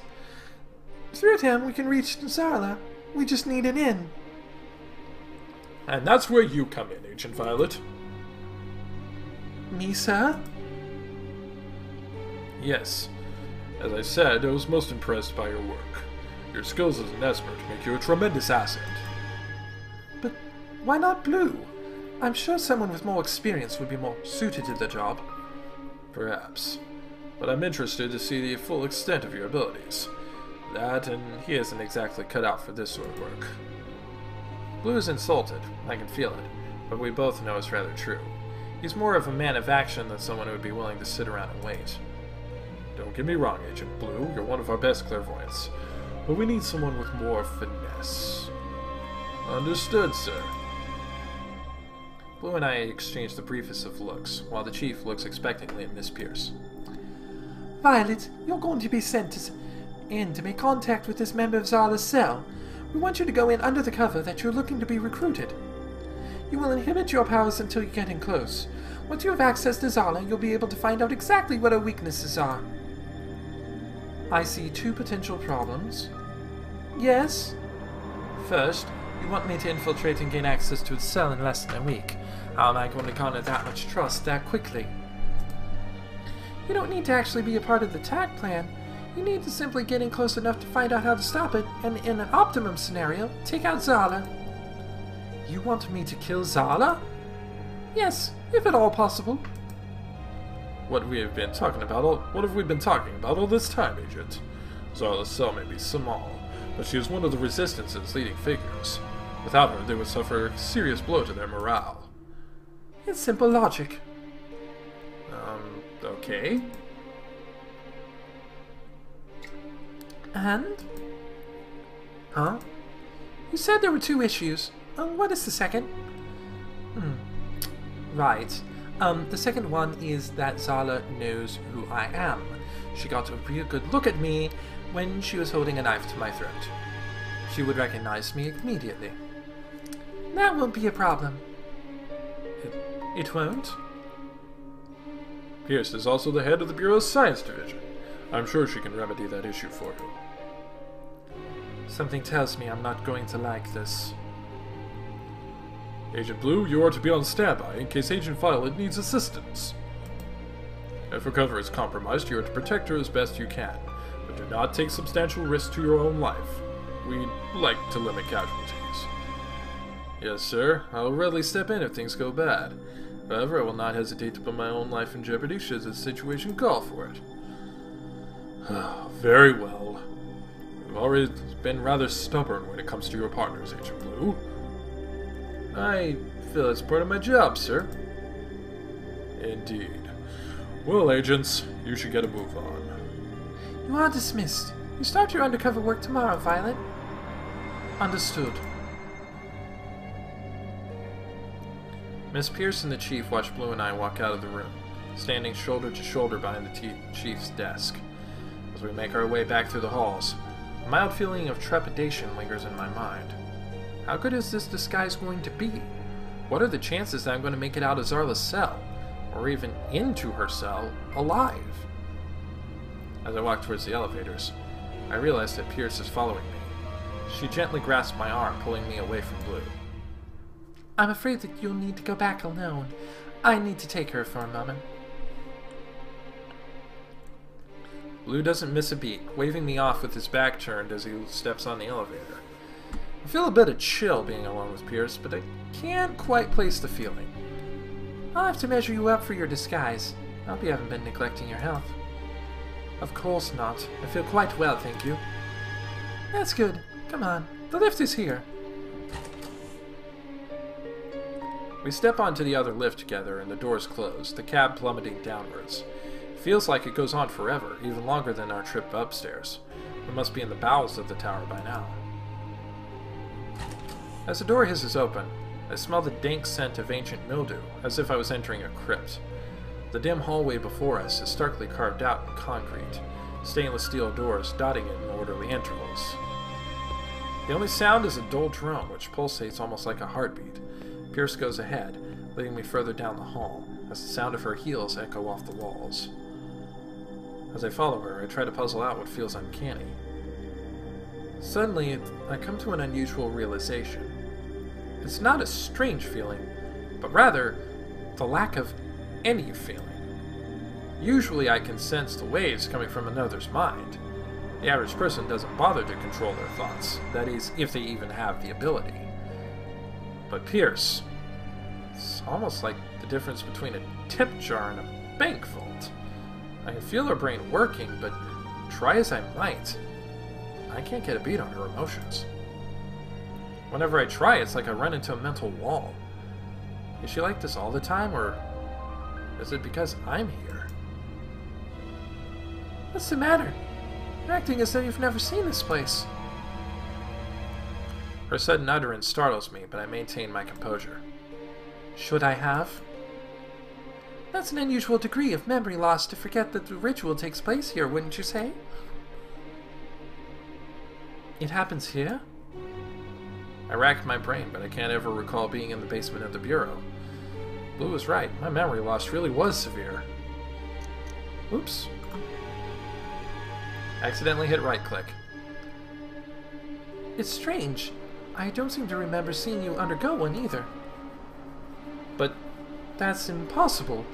I'm a part of SPECTRA, right? Yes, indeed you are. In fact, the records say that I myself approved your induction. Maybe the Selenons had their own reasons for making you forget. A Selenon, eh? That's the only possible explanation, right? The Selenon work in mysterious ways, I suppose. It's probably best if we ignore it. After all, we can't have errant thoughts interfering with your power.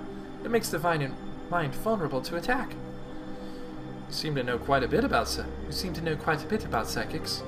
Of course. I'm, after all, the assistant to the chief. I deal with them all the time. She stops in front of one particular door, which seems to be no different than the rest. It whirs open, and I enter what looks like the backstage at a vaudeville show.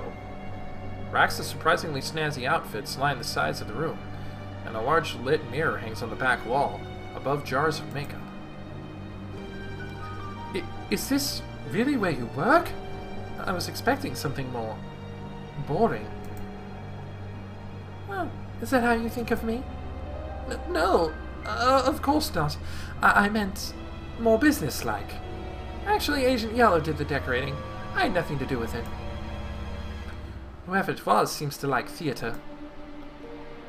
Tell me, Violet, have you ever read Shakespeare? Who's Shakespeare? There was a man who once wrote, "All the world's a stage." It's too bad I'm so terrible at acting. Actually, I'd say you're quite good at it if you got this far. Pierce takes a small device from her pocket and points it at me. A blinding beam of light emits from it, superimposing a glowing red grid onto my body. She slowly walks in a circle, pausing at 90-degree intervals. What's that light? Don't worry, it's harmless. Just a few more seconds. Alright, scan complete.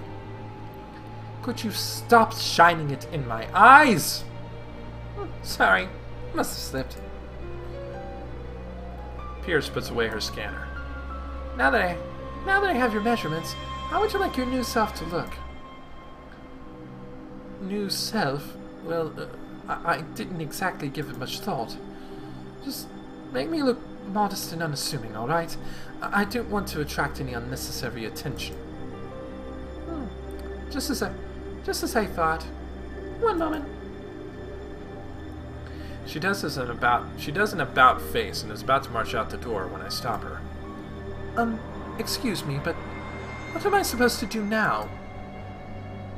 Get undressed, of course. Don't worry. It's not like anyone's looking.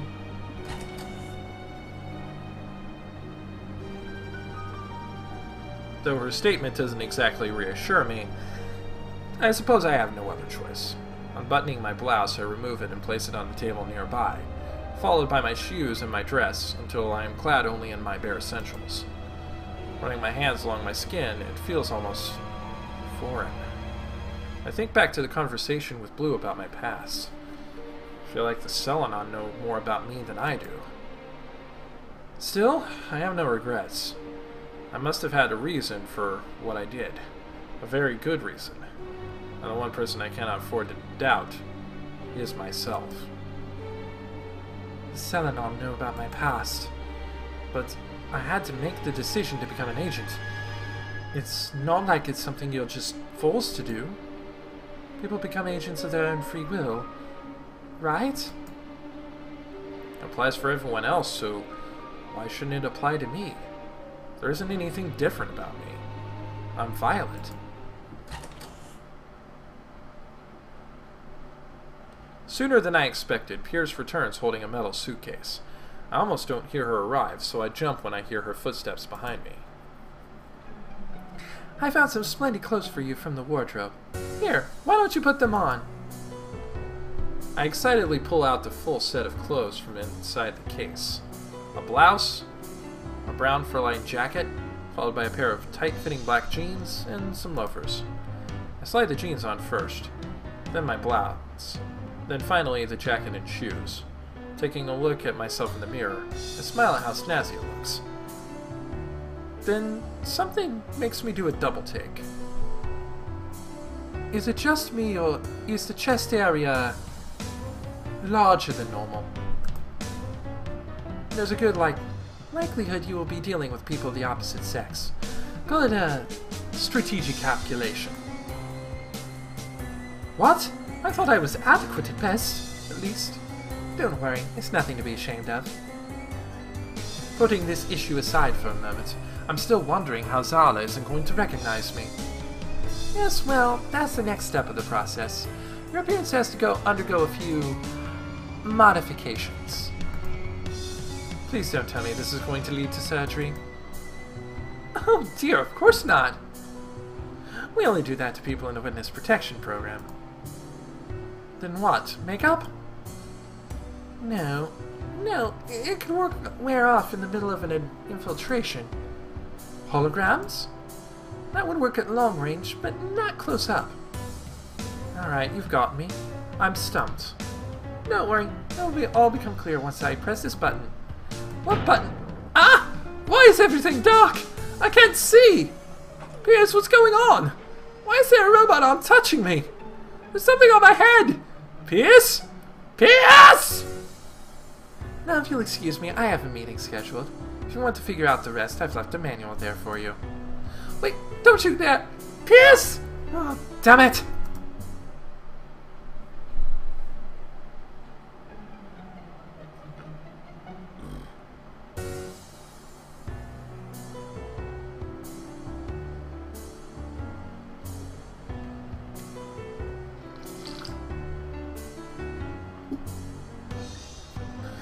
Ugh, when is Violet gonna get here?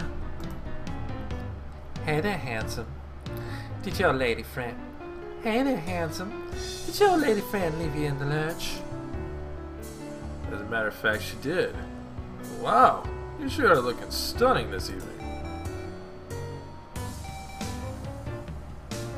Gullible sap detective. I try. As a matter of fact, I'm not too happy with my boyfriend himself.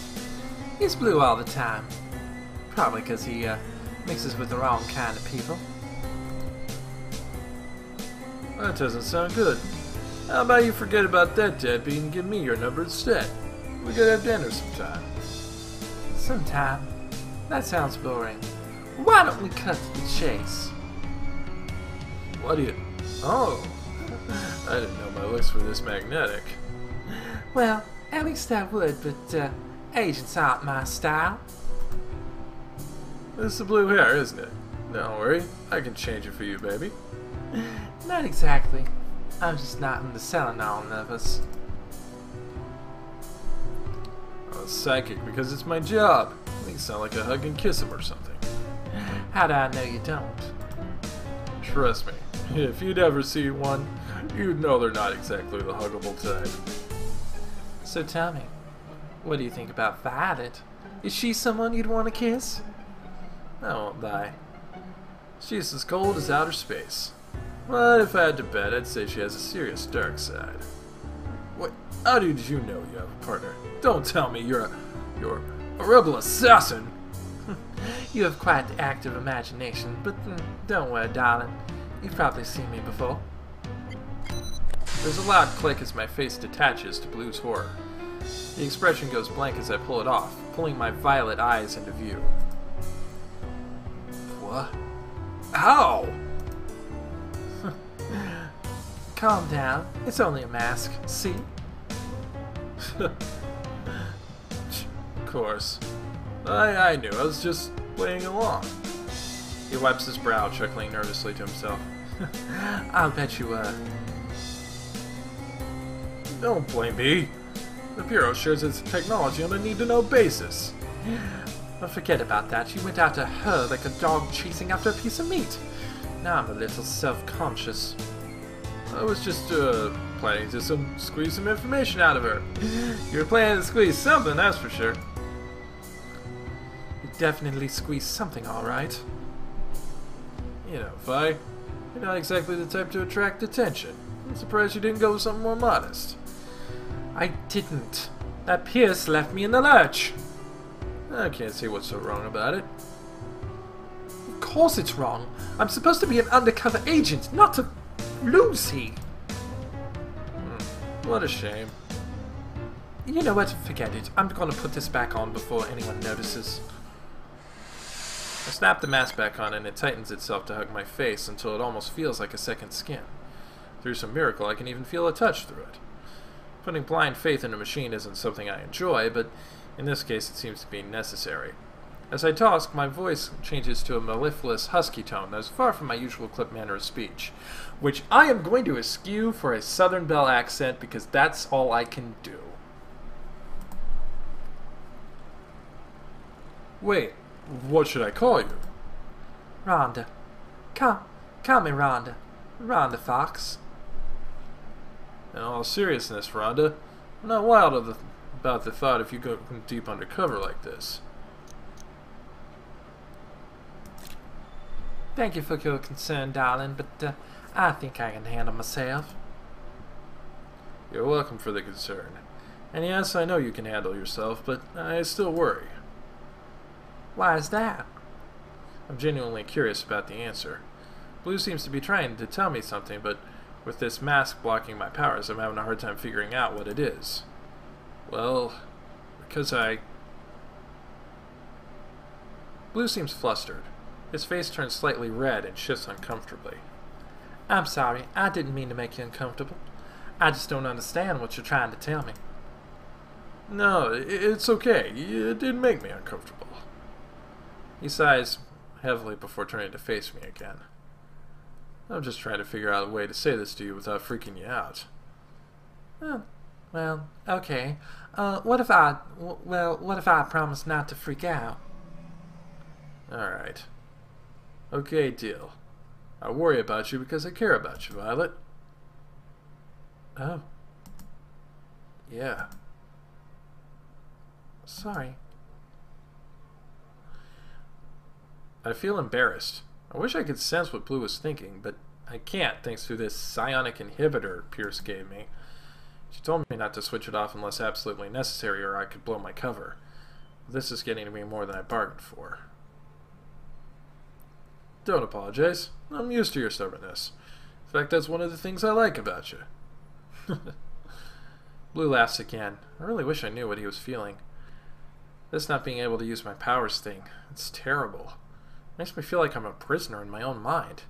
Is this how other people feel all the time? Is this how the Selenon think all humans are? I'm really different from most people. I don't think I could live this way. I look back over at Blue, trying to lessen some of the loneliness that's hit me like a concrete wall. Blue doesn't seem to notice my internal struggle. Instead, flips open a folder that he's been holding and points to a picture. Okay, so the target is this place called Bolzano. There's a repair garage inside the dome, and despite its boring name, we've been tracking some rebel activity there recently. Does Zala have a contact working there? Blue reads the page quickly and summarizes. It's either that or someone working there knows someone who's working for Zala and can get in touch with the cell.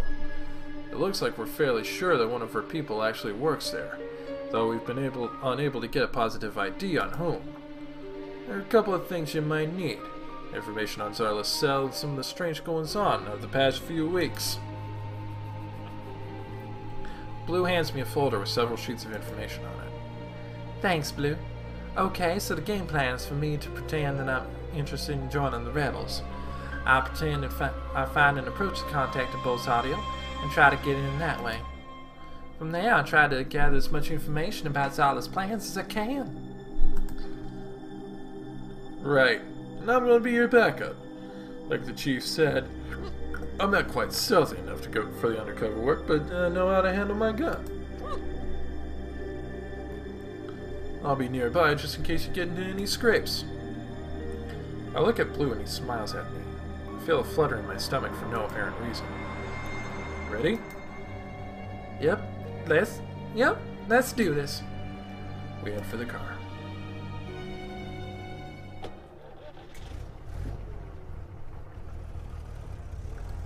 Blue drops me off at my apartment so I can pick up my car. I'm going to be close by, and you have your transponder in case you need anything. Yes, I'm set. Blue nods and drives away. I climb into my own car and follow the directions in the folder to Bolt's Auto.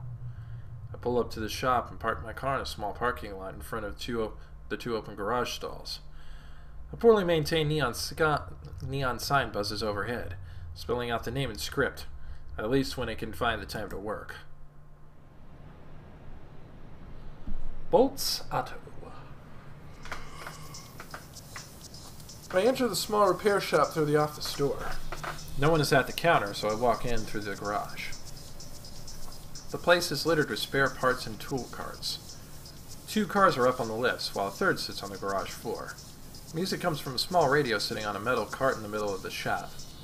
I look around. The only person in the shop is a skinny teenage boy who's bent over the engine of the third car. That can't be the contact. Damn. Where is everyone else? Excuse me. The boy continues tinkering with the engine. Maybe he didn't hear me.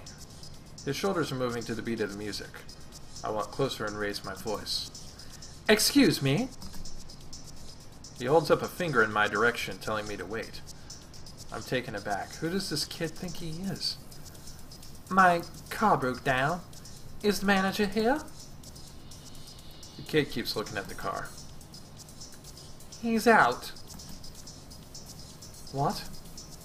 He's talking so quietly I can barely hear his voice over the music. The manager, he's out. What should I do now? I should get some hint that I'm not just here for car repairs. Well, I'm looking for something special, darling. I have a flat, and there's a particular brand of tire that I want. I think it's called New Moon. I wince internally at how stupid that sounded, but he finally looks up at me. Oh, New Moon tires? Yes. Something wrong? Are you sure about that?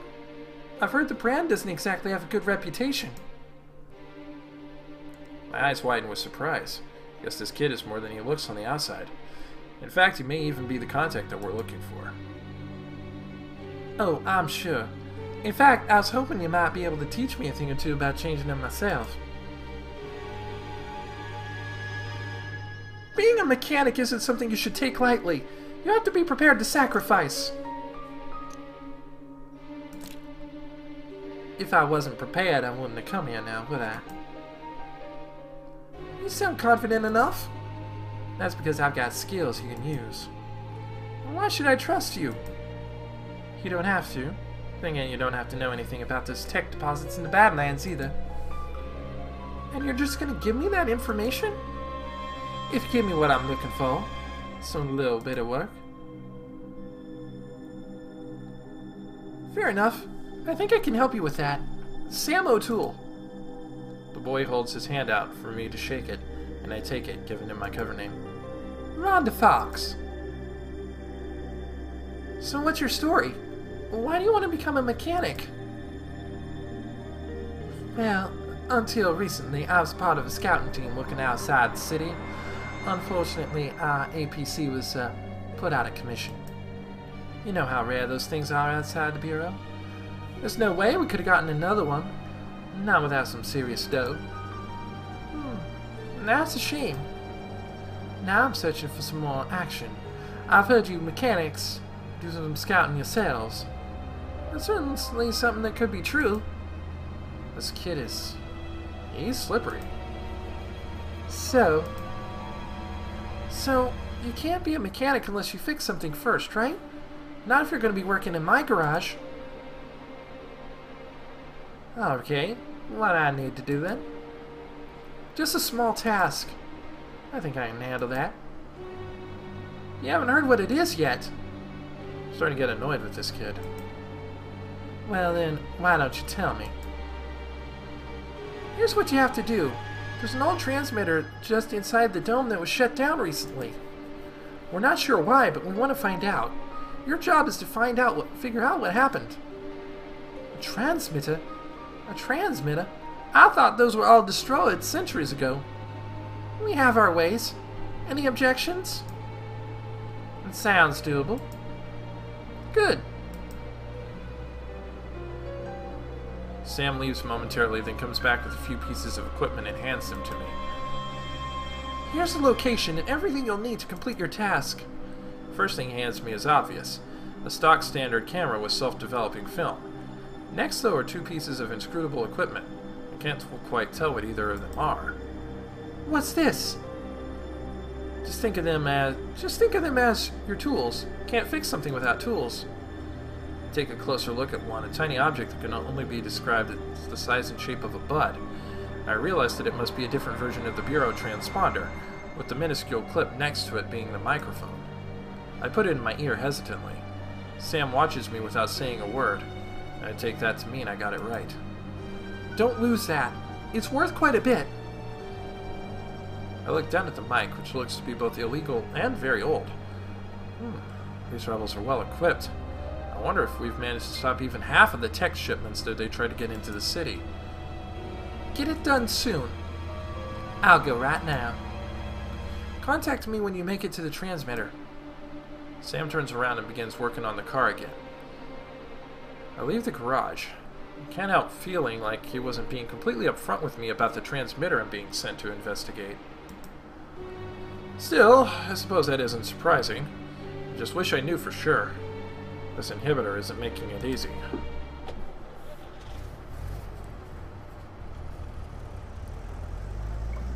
I get in my car and look down at the map Sam gave me. The transmitter is about halfway down the perimeter of the dome from where I am right now. Shouldn't take me that long to get there. My mask is starting to get hot and stuffy. I decide to take it off while I'm driving so I can be more comfortable. Removing it with a hiss, I put it down next to me. I never realized spies had it so tough. It's strange how the chief was so willing to give such an advanced technology to a relatively new agent. It's almost like he wanted to send me into danger, but he couldn't have a vendetta against me. Could he? I drive along the interior of the dome and watch as tiny bits of meteor hit the barrier and bounce back onto the outer city. I wonder what it's like to live out there. I wonder if the people who live out there feel abandoned, cut off, like I do without my powers. I shake my head. Not being able to feel people's emotions is messing with my mind a little bit, I think. After a few minutes of driving, I pull up at the location on the map and sit there for a moment thinking. Suddenly, I'm jolted out of my reverie by Sam's voice. I jump and turn around to look in the back seat. Did he sneak into my car? Oh, God, no, it's my earpiece. Rhonda, do you copy? Over. Crap! I quickly reattach the mask and turn it on. Rhonda, are you there? Yeah, I'm here. No, I mean, are you at the transmitter yet? Oh yeah, I just got here.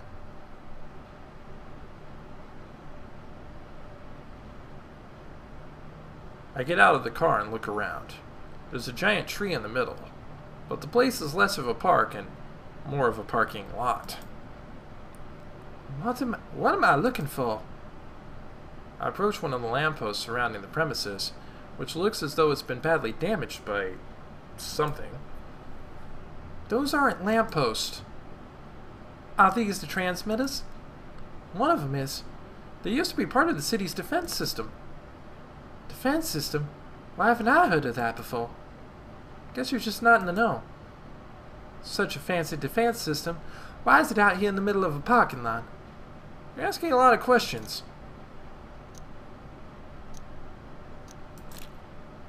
I don't mean to be nosy. Good then. But I do think it's an important question. What? Why the transmitters are in the middle of an abandoned lot? Yeah, I mean, something that important to the city. It seems like they should be somewhere, I don't know, somewhere safe. This is safe. Safer than anywhere else. What do you mean? I mean that if they hadn't been moved from their original position nearly 100 years ago, the Bureau would have smashed them to bits! Losing something like that would have been a huge blow to us. You guys use them often? No, by us, I mean humanity. Oh. Anyway, will you get on with it? Alright, 12 items to examine. It looks like there should be a lamppost here, but it's missing. That's where the transmitter was. It's gone! How did the whole thing get carted away? It must have been pretty large. It must have had an equally big vehicle. We need to find it before it gets sold or destroyed. I understand.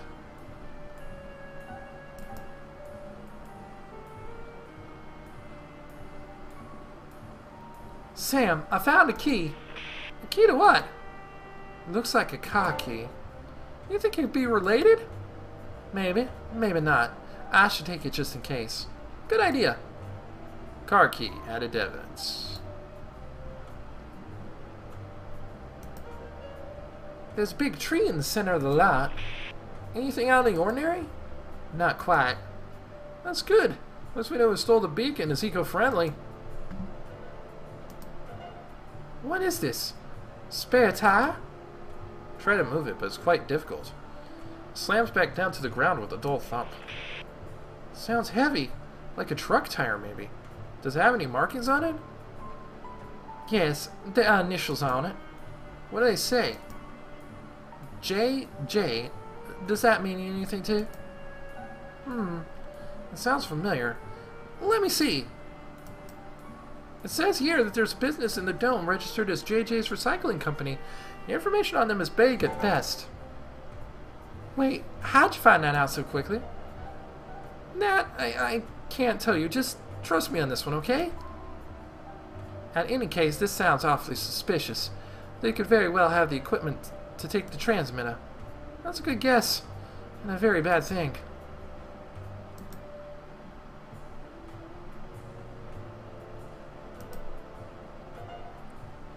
This is part of a chain. Like a weapon kind of a chain? Who would use a chain as a weapon? Oh, I don't know. Maybe a chain gang? A chain gang is a group of prisoners chained together, not an actual gang. Really? Oh, maybe a bunch of prisoners came through here. Sam, you dork. More likely it came off of some kind of vehicle. That's what I was just about to say. We were going to say no such thing. Anyway, if that's the case, it could be related to the transmitter. I think you're right. It's too heavy to take with me, but I'll make note of it as evidence.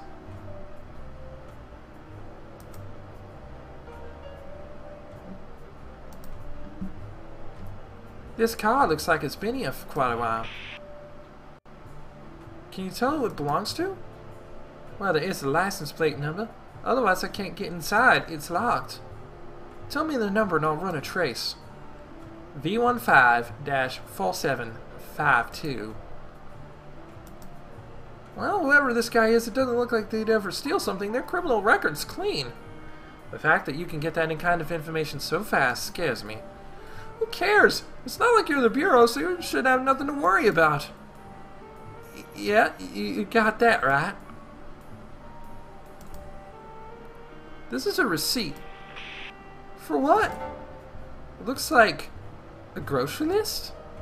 Oh, and here I was thinking it was something important. Well, it must have been important to someone.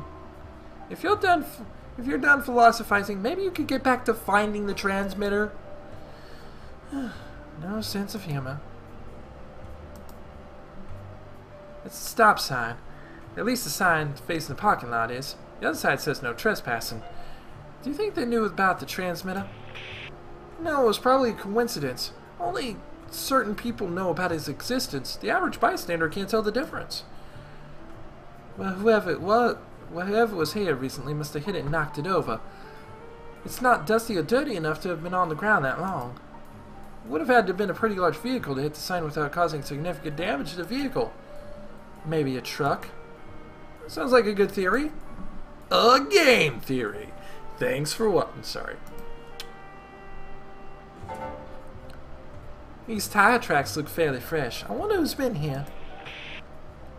Whoever it is, they may have been responsible for the transmitter's deactivation. They look like they belong to a large vehicle, maybe a truck. So much truck stuff. My eyes glance over to a piece of paper blowing in the wind. It looks like some sort of newspaper. Just trash then? That was my first thought, but this front page article's unusual. Most of the articles are unreadable. The ink is bleeding all over the page, but this one is still legible. Mafia hoarding tech? Hoarding? I hadn't heard of that before. Sources have told us that the ongoing arms race with the Yakuza has begun to ratchet up, with both crime syndicates looking to eliminate each other. This has led to the Mafia offering big payouts to any and all tech delivered to them for research. The Bureau is rumored to be turning a blind eye to the Mafia's exploits, due to the Yakuza's penchant for selling goods to rebels. Bureau Chief Noble declined to elaborate when asked, calling these rumors highly exaggerated, and the matter a developing situation that will be handled by the proper authorities. That does sound relevant to our interests. Maybe whoever was reading this paper got the idea to go steal some tech. If they really are in the Mafia, this could get messy. Then again, the Mafia wouldn't leave this kind of evidence lying around in the first place. Alright, 2 more things to click on. There's a rubbish bin here. Should I try opening it? I doubt the transmitter would be in there. It's not exactly something you just toss in the trash. Could be that they wanted to hide it for later. If you're that dead set on opening it, I won't stop you.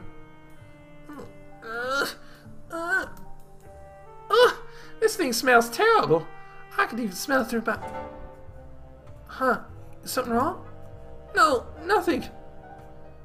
Anyway, from your reaction, it looks like there's nothing of importance in there. Decidedly not. Just a whole lot of trash. What is this? Looks like an old piece of tech. This isn't something you find lying around every day. That's part of the transmitter. It's the power unit. Strange that the Bureau didn't find such a thing if it was just lying around. That could mean it was removed fairly recently. You're right. I should remember this fact for later. Wonder who it was who took it. I don't know, but the Resistance never leaves tech behind. Why not? Every bit is precious! Any tech that could mean a new way to fight the Selenon. Those who only take valuable items and leave the rest don't deserve to be a part of the Resistance. That's probably what I would say if I was a rebel. Sheesh, kid. Covering all your bases, huh?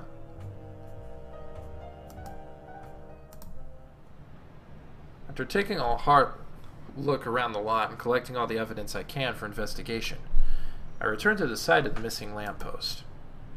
So are all these lamppost transmitters? They were, but only the one still worked. How exactly do they operate? I don't know. Magic? It's magic. He doesn't have to explain it. If I'm going to be after this JJ character, how am I supposed to know what I'm looking for? Sam sighs into his mic, but I can tell he's cracking. Fine. The only thing you need to know is that the actual pole part is useless. What we really need is the enclosure inside of it. And that's what sends out the sight waves. You think whoever took the pole knew that? I doubt it. Seems like they don't know very much about this kind of thing. It could have been another party at work here. Interesting. When you find it, you don't have to carry the whole pole. That's good. I'd hate to make more of a scene than I have to.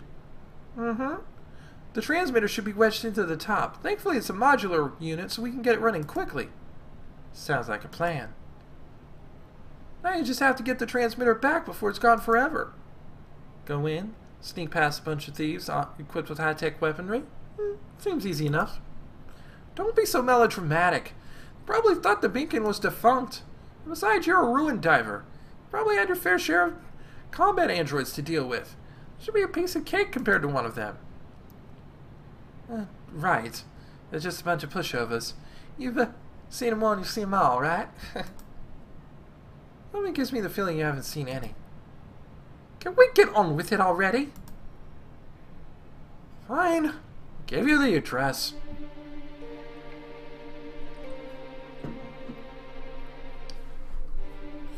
With the guidance of Sam in my earpiece, I make it to JJ's Recycling.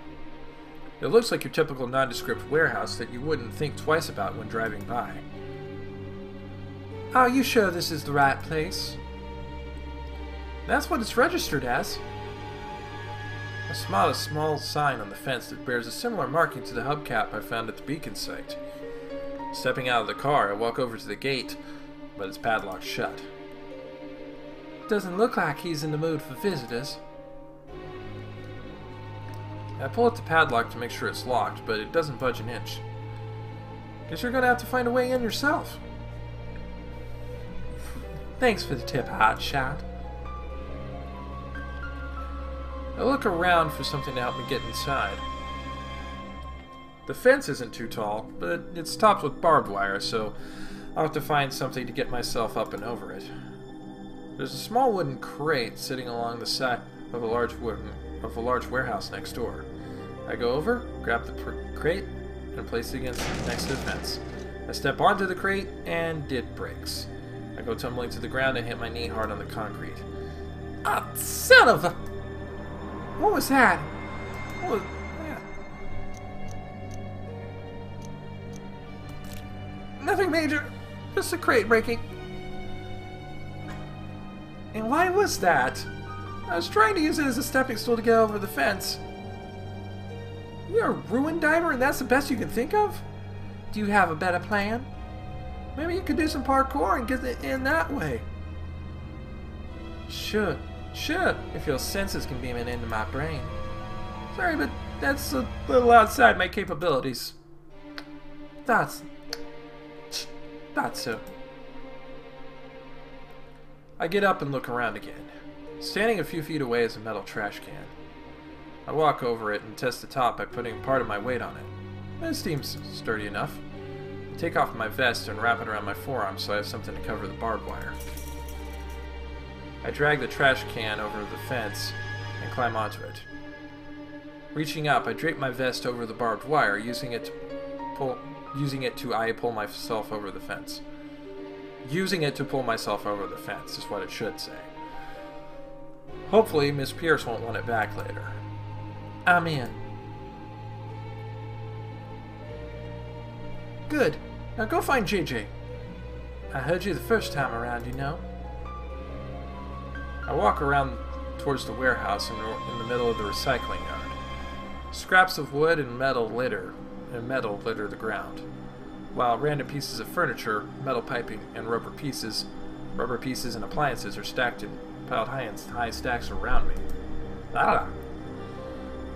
This place certainly has enough old junk in it to be a recycling company, but they don't seem to be doing anything with the stuff. Much of it looks as though it hasn't been moved in years. My hunch about where the office might be pays off, and I round a pile of armchairs and find a small building sitting amongst the heaps of junk. I approach it tenuously. Howdy! I jump at the proximity of the voice. Hello? A young man with a beanstalk physique comes around to mount the pipes next to the building. You know, I'm surprised we have such dedicated customers. I'm pretty sure we were closed for business. So, are you gonna make me leave? Of course not. I'm not one to turn down a lady in need. The man continues walking with me with a friendly smile on his face.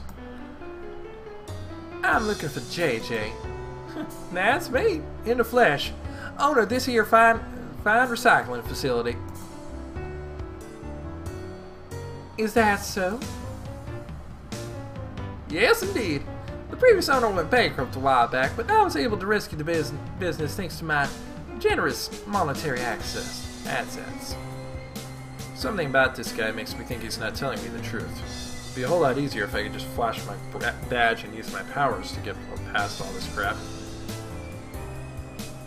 I'm not sure this could be considered rescued. It still looks like an abandoned junk heap. Ma'am, please. I'm a very sensitive man. Are you saying I don't plan to recycle all these repurposed goods? Yeah, right. JJ's about as sensitive as you are psychic. That was a good one. Excuse me, but what we're here for exactly? let's just say that I'm interested in a few things on the down low. The name's Rhonda Fox, and I specialize in extracting certain goods. I don't sell anything on the black market. It's bad for business, see? JJ gestures around the junkyard as if to say this is what a thriving business looks like. Sure, I understand it's bad for this booming business you have here. But let's say hypothetically that you were in the business of doing a little bit more than just collecting old trash. Recycling! JJ puffs out his chest proudly and his face turns red. Tell him you know about the tech he's transporting to the outer city base next Tuesday. That might warm him up. Okay, how about this? I know about the tech shipment going out Tuesday to the outer city base. Tech? What tech? Wouldn't by chance be talking about that dangerous illegal technology? Why, we would never think about harboring such things to this fine establishment. You don't know, huh? Well, my employer would still like me to ask you a few questions about whether a certain piece of tech that was stolen inside the dome. And why should I answer? It's against company policy to divulge trade secrets. Because you're a suspect. That tech was valuable to them. If they decide you're guilty, they will ruin your day. And if you're innocent, well, this should be over quickly. So why not just humor me for a moment? Right then, ask away. I doubt you'll find anything of value. Metaphorically speaking, of course, not literally. This guy's a smooth talker. I'm not sure I'll find any leads by just asking him a few questions. After weighing the risk, I decide it's worth it. Time to go Phoenix Wright again. I reach into my pocket, switching off the psychic inhibitor. A whiff of relief washes over me as I find myself feeling JJ's emotions, though I'm sure it won't last once I figure out exactly what's going on through his head. Let's do this. Surprised. You think we stole bacon? Surely you jay us. Happy. We keep all our trucks under the utmost scrutiny. Our records say that we didn't even send any over there. Because it was off the record. We'd have no reason to do something like that. Surprised and angry. I expected him to admit it right away, but he seems pretty confident in his innocence. We'll just see how long that confidence lasts.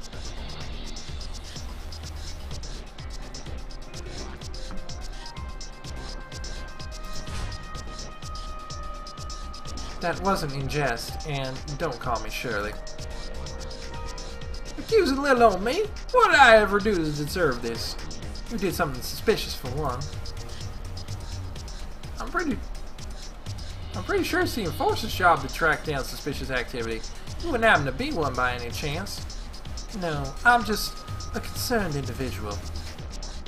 I'm concerned too about how much time this is taking me away from my valuable business.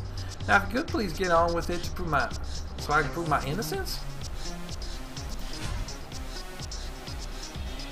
What exactly does this scrutiny consist of? Oh, you know, we check the trucks when they come in and we check them when they leave. We also check the time that their route takes and whether or not they took any accidental damage. So there's no chance anyone could have snuck any stolen goods in. Not on my watch. You really cover all your bases, huh? I'm the biggest cheapskate there is. If anyone does something they're not supposed to, it's coming out of their salary, not mine. How noble are you? And how are you so sure about that? I'm the boss around here, and I tell these trucks where to go. I sure as heck didn't tell anyone to go steal some kind of tech. But there's a possibility one of your drivers acted on their own. Oops, voice slip. They would never act on their own. They're far too respectful of me to disobey my orders. Uh-huh.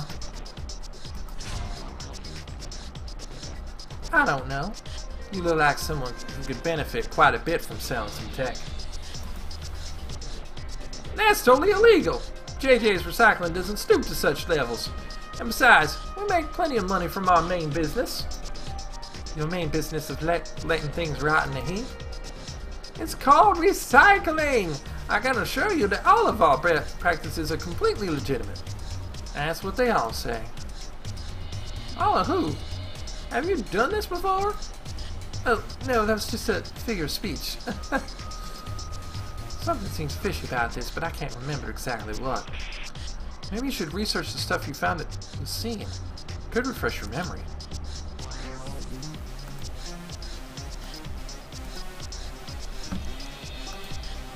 I believe we need to present the spare tire. Yep. There's absolutely no way your man could have nabbed what I'm looking for. I wouldn't be so sure. What do you mean? Well, I found a certain tire at the scene. I think you might recognize the insignia.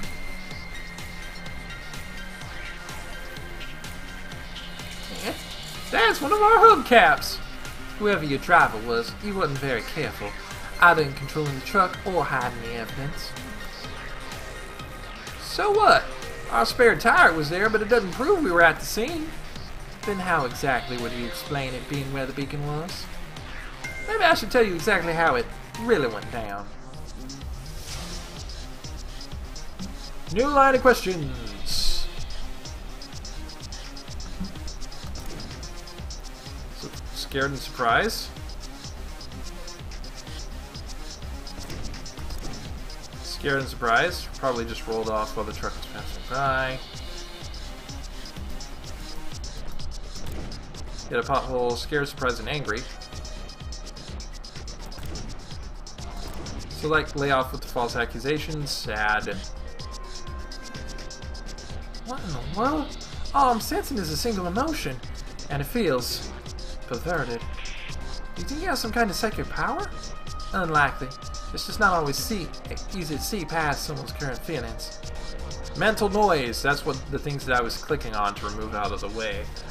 They're much like the mental blocks from the Ace Attorney games.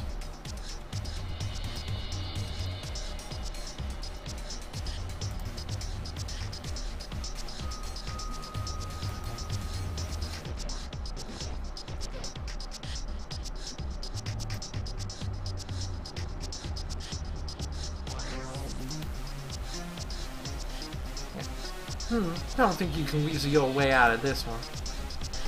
Alright, so let's question everything.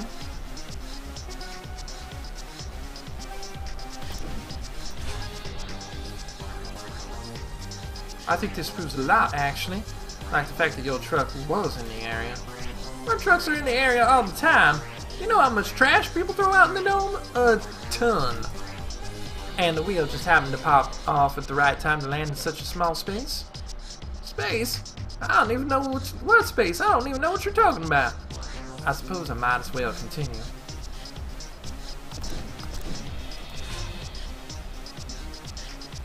Your tires normally roll off of your trucks? No, but there was probably something wrong with it. Maybe the mechanic didn't screw it on tight enough. Or maybe hitting something caused it to fall off.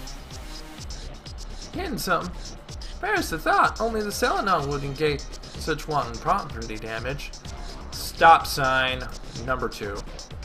I guess there's no evidence to the contrary.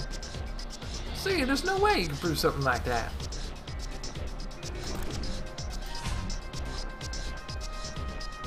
Are you implying there are a lot of potholes in the city? Maybe, maybe not. What's it to you? Quite a lack of regard for the bureau that protects you from the Selenon. So what? It's not like the Bureau has done anything for me lately. Besides the fact that if the Bureau wasn't here, you'd be dead. Hey, you never know. Maybe me and the Selenon would become best buds. You know what? Forget it.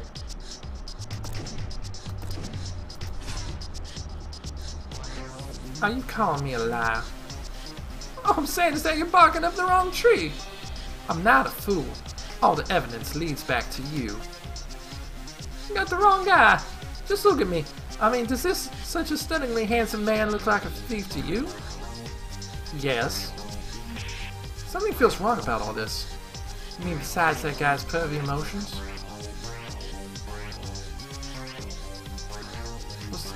Was the truck only on the street? The tire tracks. Okay.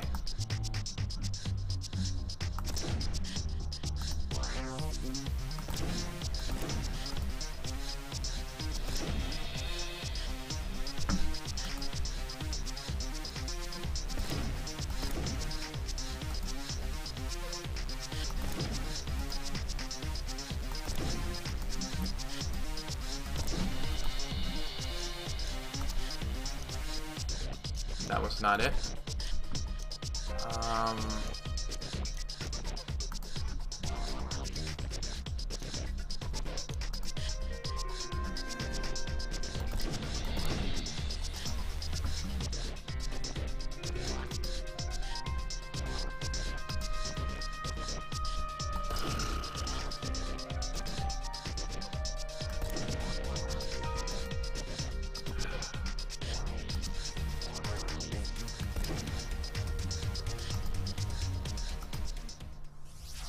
Angry.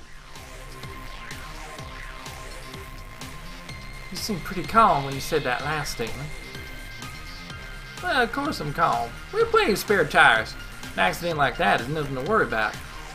On the contrary, I think you are worrying about it. You're angry that you missed such an obvious piece of evidence in your rush to leave the scene. Angry? What makes it... How did you... I'm very good at telling when people are lying.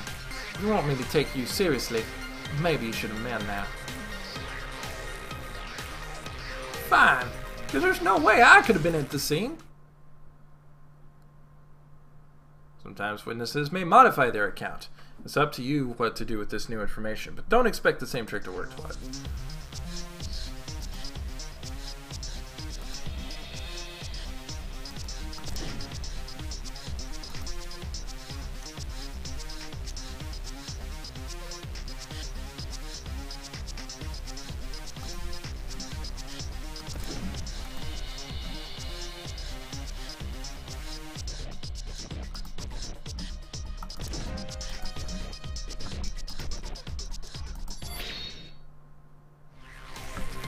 Oh, really? You're certain there's no way to prove that the truck didn't lose the tire in the street?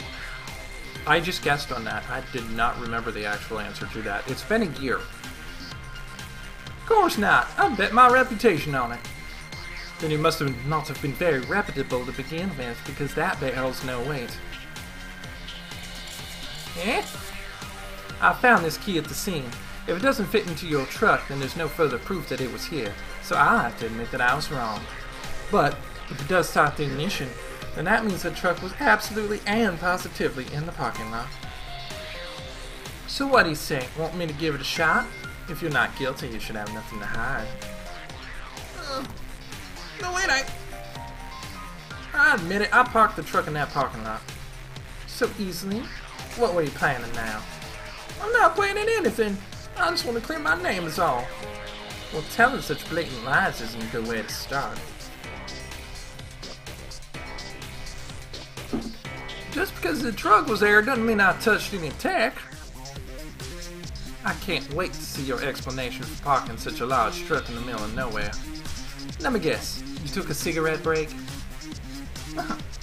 There's a far better reason than that. Besides, I don't smoke. It's bad for your health. I mean, you should say that, seeing how bad being a criminal is for your life expectancy. It's time to blow the lid off of your little illicit enterprise, JJ. Last line of questions.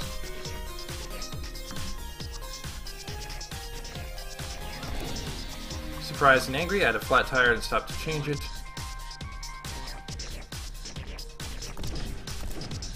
Surprised, saw some rebels stealing that tech.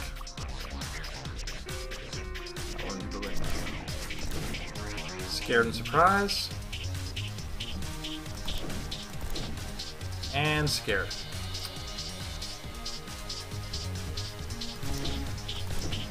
And scared again. That's quite a claim you have there. Well, are you going to say it's too far-fetched? Can you really prove otherwise? Don't worry, I'll bust through this claim soon enough. Who are you talking to? No one. Alright, let's question everything.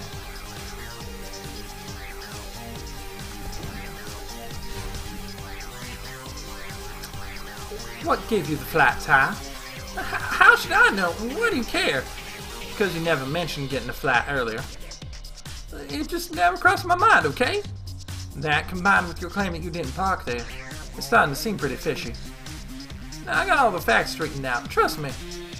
Yeah, right.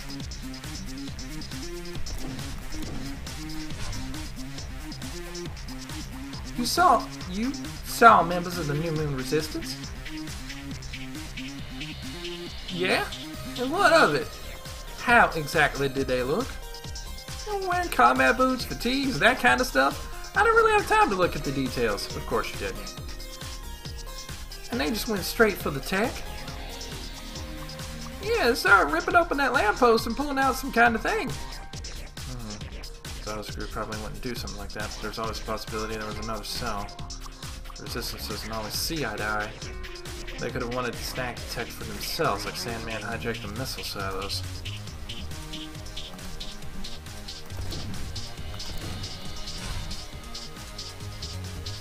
So you hid where exactly? On my truck. I pretended I wasn't there. And they didn't bother to check? They did. My stealth skills are like through the roof. My entire family line has specialized in stealth. Generations upon generations. Oh, so he's an Armstrong then. That doesn't sound like a very reputable specialty. Of course it is. My ancestors were military heroes, so I was bound to pick up a few tactics. Want to hear a little insight from the master?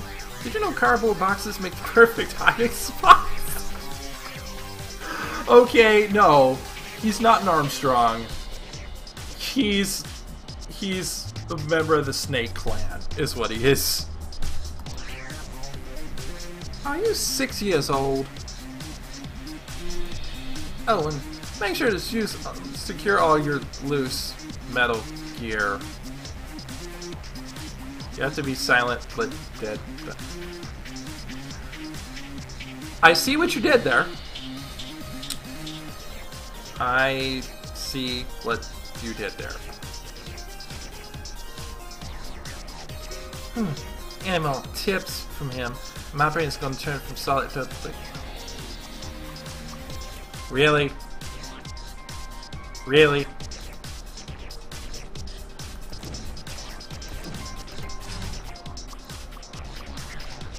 You ran away? In the truck, of course, but that is the general idea. Sheesh, you really are a complete wimp. Not even taking the time to watch where your truck was going. It was the heat of the moment. I panicked. Panicked is putting it lightly. The error is human, you know? I'm pretty sure your entire existence was some kind of error. Oh, burn!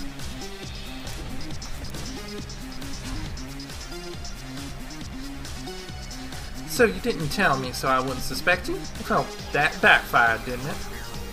I had no idea you'd get this far, or that things would progress to extent.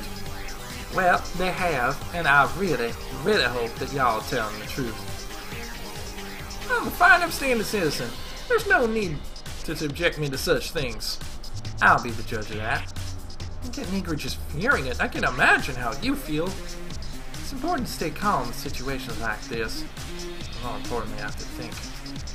What doesn't make sense here? Could it be that his emotions are... I'm just forgetting something important.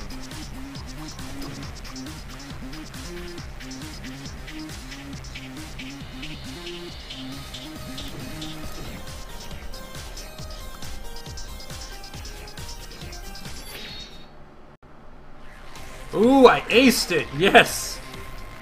Not so fast. Not so fast, JJ. What's the problem now? I'm not sure if you know, but the New Moon Resistance subscribes to a simple philosophy, and that is, all technology is precious. Not because of its black market value, but because of its potential in fighting the Selenon. Oh, anyone who only thinks of technology in terms of its price tag will be swiftly kicked out of any legitimate resistance sale. So if there were a bunch of rebels taking away that tech, such as you claim, there's no way they would leave a big piece of tech right out in the open. Wait. I actually saw Yakuza, not the Resistance. They're ready. Save it, JJ. You backed yourself into a corner. Now nothing you say can be believed. Without any evidence to the contrary, I'd say the fact that you stole the beacon is clear as day.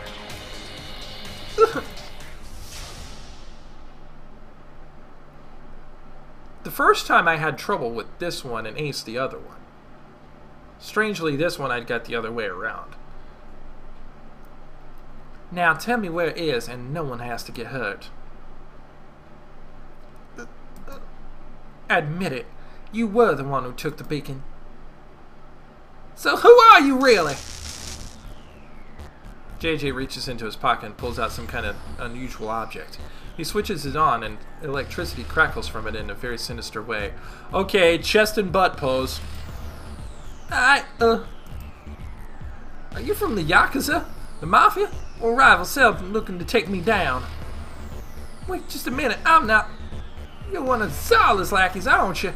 She has her fingers in everything. I knew she was out to sabotage my operation. Watch out!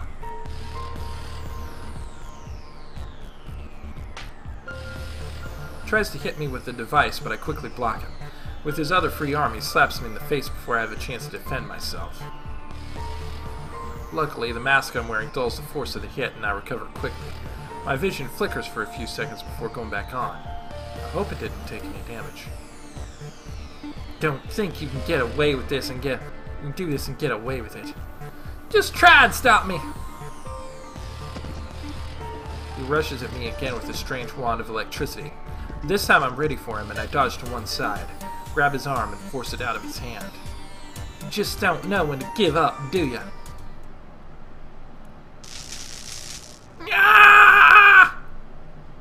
I turn the electricity towards him and he begins to shake violently, a burning smell in the air.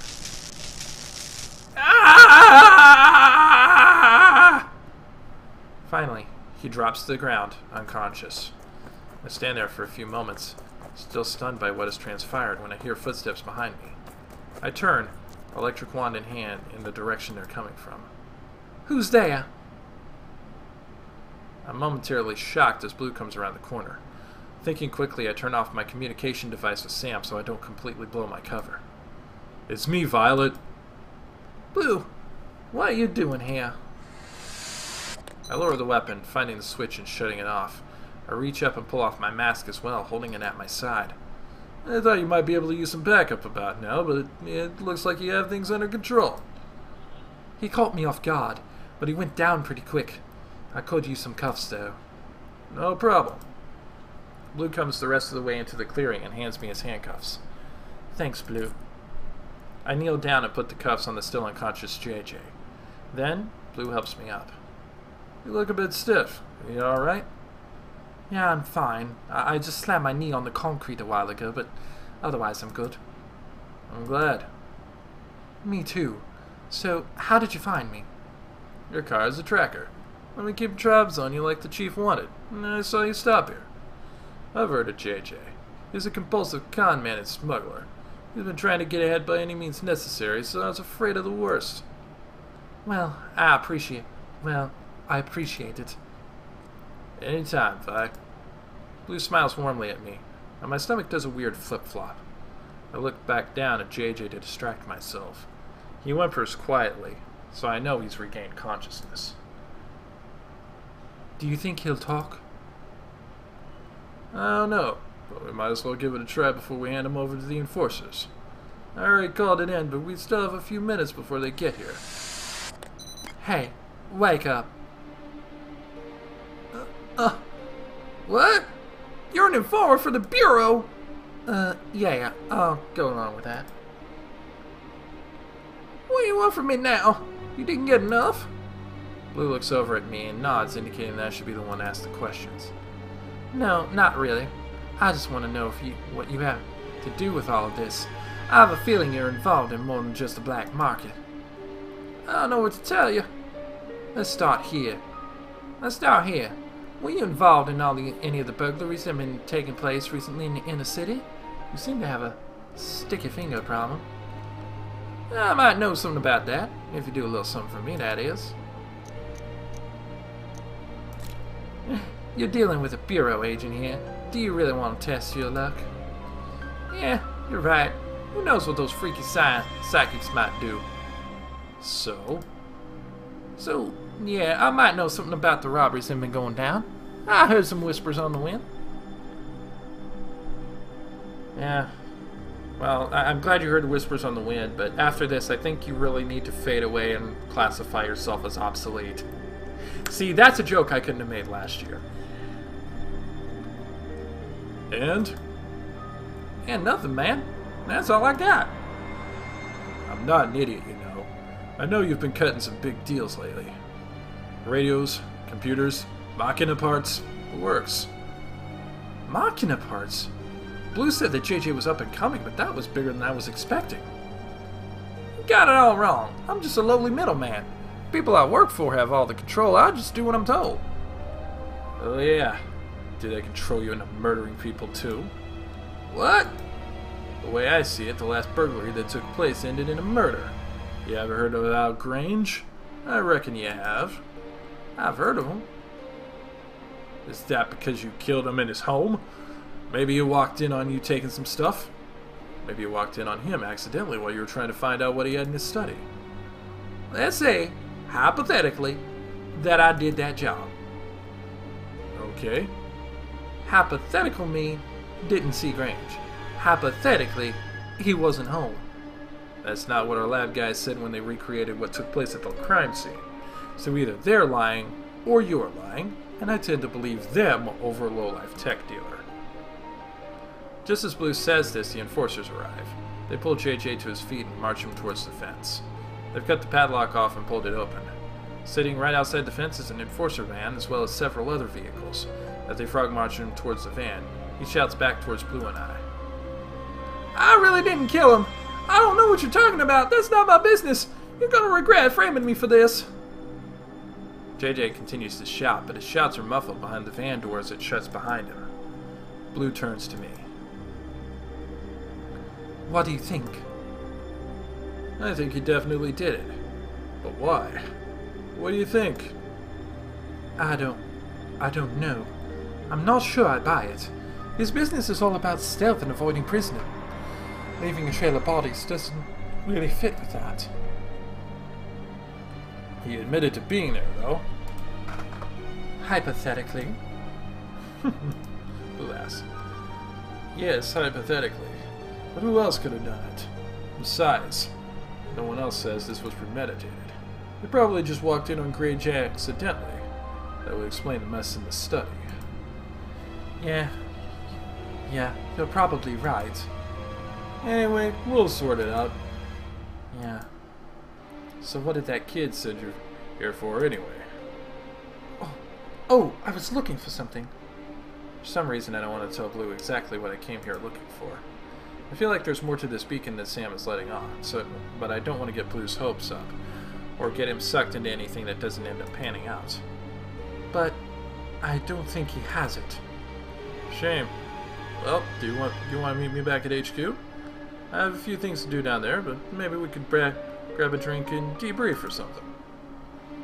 Oh, yeah. That sounds good. I'll meet you there soon. Blue waves and walks toward his car, which is parked next to his mine. I watch him drive off. After Blue's out of sight, I turn around and walk swiftly back towards JJ's warehouse. When I reach the building, I head out for the door off to one side. Luckily, it's unlocked, and I creak it open and walk carefully inside. It's a lot larger than it looks on the outside. It's filled with all kinds of paraphernalia. But if there's one thing that sticks out like a sore thumb, a busted up metal rod lying haphazardly in the middle. I walk over to the pole and quickly recognize it as the missing lamppost from the parking lot. There you are. I walk towards where the light of the lamppost would be, and notice a gently rustling round piece holding it together. Gripping with all my might, I turn it with a loud screech.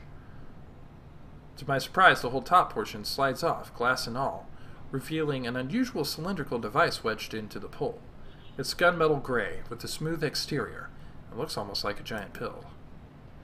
There we go. Finally! I disconnect the thick umbilical from it and heave it in my arms, noting that it's much heavier than it looks. I walk jauntily towards the exit and hoping not to run into anyone on my way out. Make my way through the maze of junk and back to the fence. Put the beacon down and open the trunk of my car. On one side of my trunk I notice a blinking red light. Never seen that before. Must be the tracker that Blue activated to find me. I lift the beacon into the car and slam the trunk shut. I should go meet Blue before he gets worried. Maybe I should tell him about the beacon. No, not yet. Actually, I should go and see Sam before I meet with Blue. I don't want him to become suspicious. There's still a possibility that I can use him as an inroad to figure out what Zarla and his crew are up to. I get into my car and pull away from JJ's. Bolt's auto looks abandoned when I pull up. The two large garage doors, which were open this morning, are closed, and it's dark inside the shop. I check the time on my dash. It's only late afternoon, and any normal business would definitely still be open. I get out of my car and head towards the small side door which leads to the office. I twist the door handle and it opens easily. Hello? Sam? Are you there? I walk out onto the darkened garage floor. There's no sign of Sam or anyone else for that matter. The car he was working on earlier is gone, and two more sit in its place, one up on the left and the other with its hood up. I head towards the back of the shop. Still nothing. Sighing, I walk back towards the office. Where did he go? And why did he leave before I came back? Maybe he heard more of the conversation with JJ than I thought he did and made a break for it. Crap. It was my best chance of figuring all of this out. I walk out towards the office and back towards my car, but before I can get all the way there, I stop dead. The trunk of my car is open, and even from here I can see that the tech is gone. What on earth? I run to the car and poke around the trunk just to be sure, even though I know that someone took it. I look around again. How did they get into my trunk? And who? And how did they even know that the beacon was there? I walk around the left side of the garage where I assume there's just a solid wall. Surprisingly, there's a small side door positioned near the back of the garage. I walk towards it. Just as I'm about to reach for the door handle, the door pops open. I jump back in surprise. Sam pokes his head out. What the? In here. I recover from my surprise and duck into the side door behind Sam. You scared the hell out of me. Someone took the beacon from my car. Oh, that was me. Just wanted to hook it up. I was looking for you. I was looking for you. Why didn't you just wait? Doesn't matter. Jeez, you nearly made me have a heart attack. We re-enter the main area of the garage, and Sam stops near what looks like an electric breaker box. You did what I sent you to do. Well done.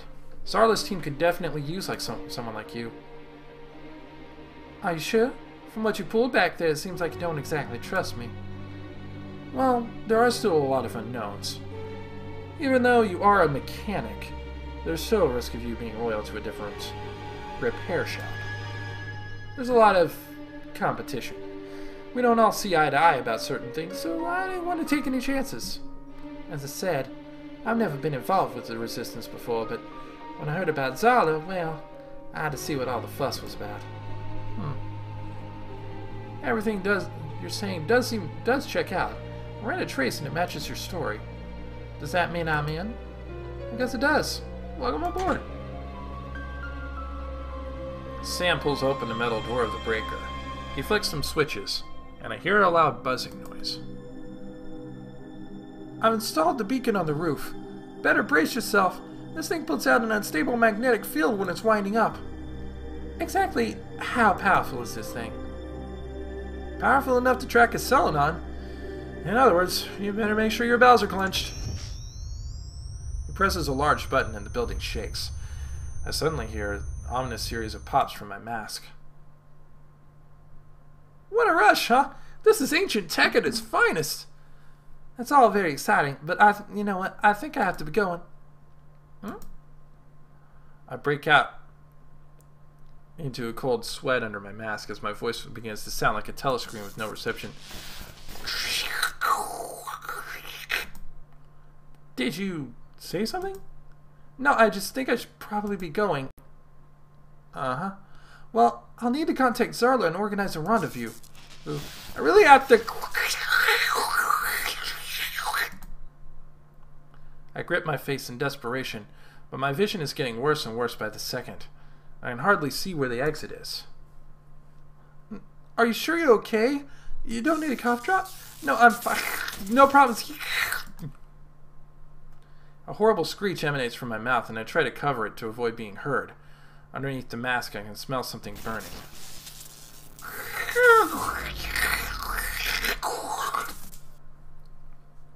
I have no choice but to run, regardless of whether or not I can see.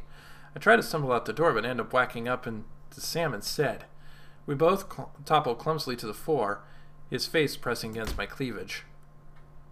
To my horror, the match detasks, hitting the ground with a wince-inducing crack and a sound of electrical sparks. I cover my face in an attempt to pick it up, but it's too late. Sam has gotten a glimpse of the real me. Don't look! I guess this is kind of awkward. Sam crawls backwards, embarrassedly, adjusting his glasses, which have half fallen off his face as well. You're Violet, aren't you? Who's asking? So, Zarla was right. There really is a Violet. The way he regards me, you'd think he'd just found Santa Claus. What are you playing at, kid? He gets up, reaching for the panel, and I quickly go for my gun, but just as I begin to aim it, he presses a button and it flies out of my hands, landing on a large piece of metal sitting halfway across the garage. Whoa, whoa, whoa! Let's not do anything rash here. I mean you no harm. For some reason, I highly doubt that. Look, before you try to arrest me, there's something you really need to see.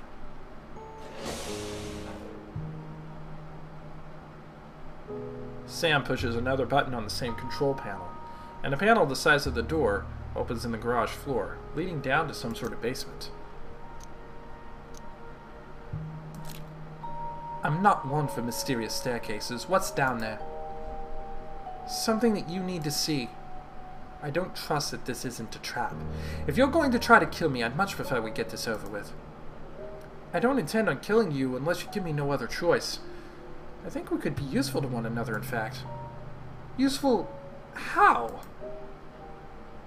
The information I've managed to gather using this beacon you brought back has answered some questions for me, and I think they will for you as well. Well? I have to show you. It's down there. He indicates the passageway to the basement. I still don't trust him, but I can sense he's telling the truth. At least for now. Fine. But they're expecting me back at the bureau, so don't get any funny ideas. I wonder. I walk in front of Sam down steep steps through the passageway, which leads to a dingy hallway.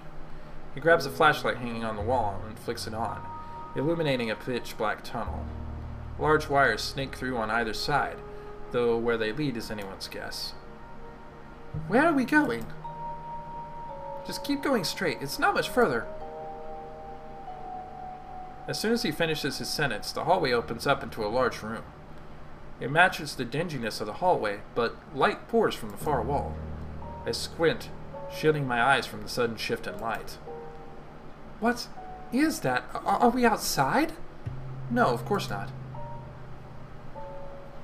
Slowly, I lower my hand, taking a closer look at the wall as my eyes begin to adjust.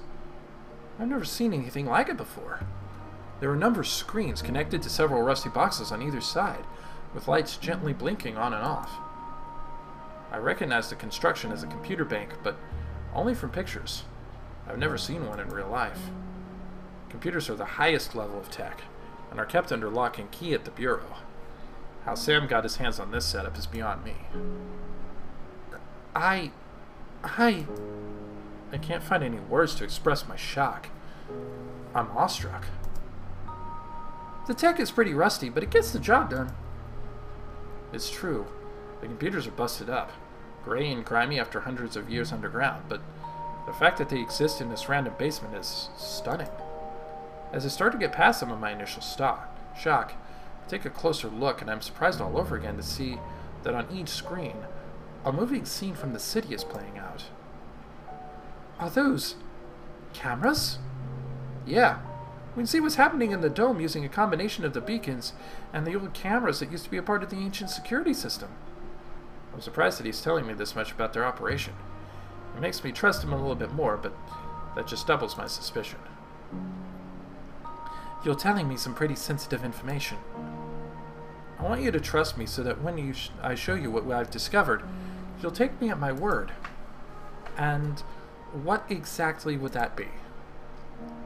Once I was able to reactivate the missing beacon, I triangulated the signal that I've been searching for, which was Sandman.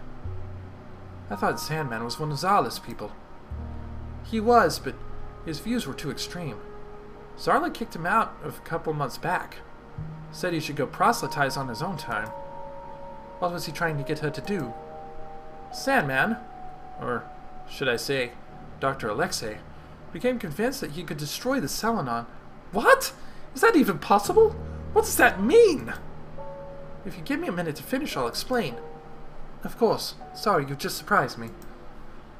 Sandman thought that if he could hack into the ancient missile silos beneath the city, he would be able to assassinate their leader. The Dark One. The Dark One? I've never heard of such a thing. To be honest, most of the Bureau knows much about him. I doubt most of the Bureau knows much about him, but there is evidence he does exist, and Sandman believes that he commands the Selenon. What good would that do? Even if he managed to take out their leader, there would surely be a second in command. See, that's part of his theory. The Selenon all share a group consciousness with their leader, giving up most of their free will. I think it was called absolute something or other. The point is that if their leader dies without giving up control, they become vulnerable to suggestion. Someone could even order them to kill themselves and they do it, no questions asked. That could very well be the case, but if he's wrong...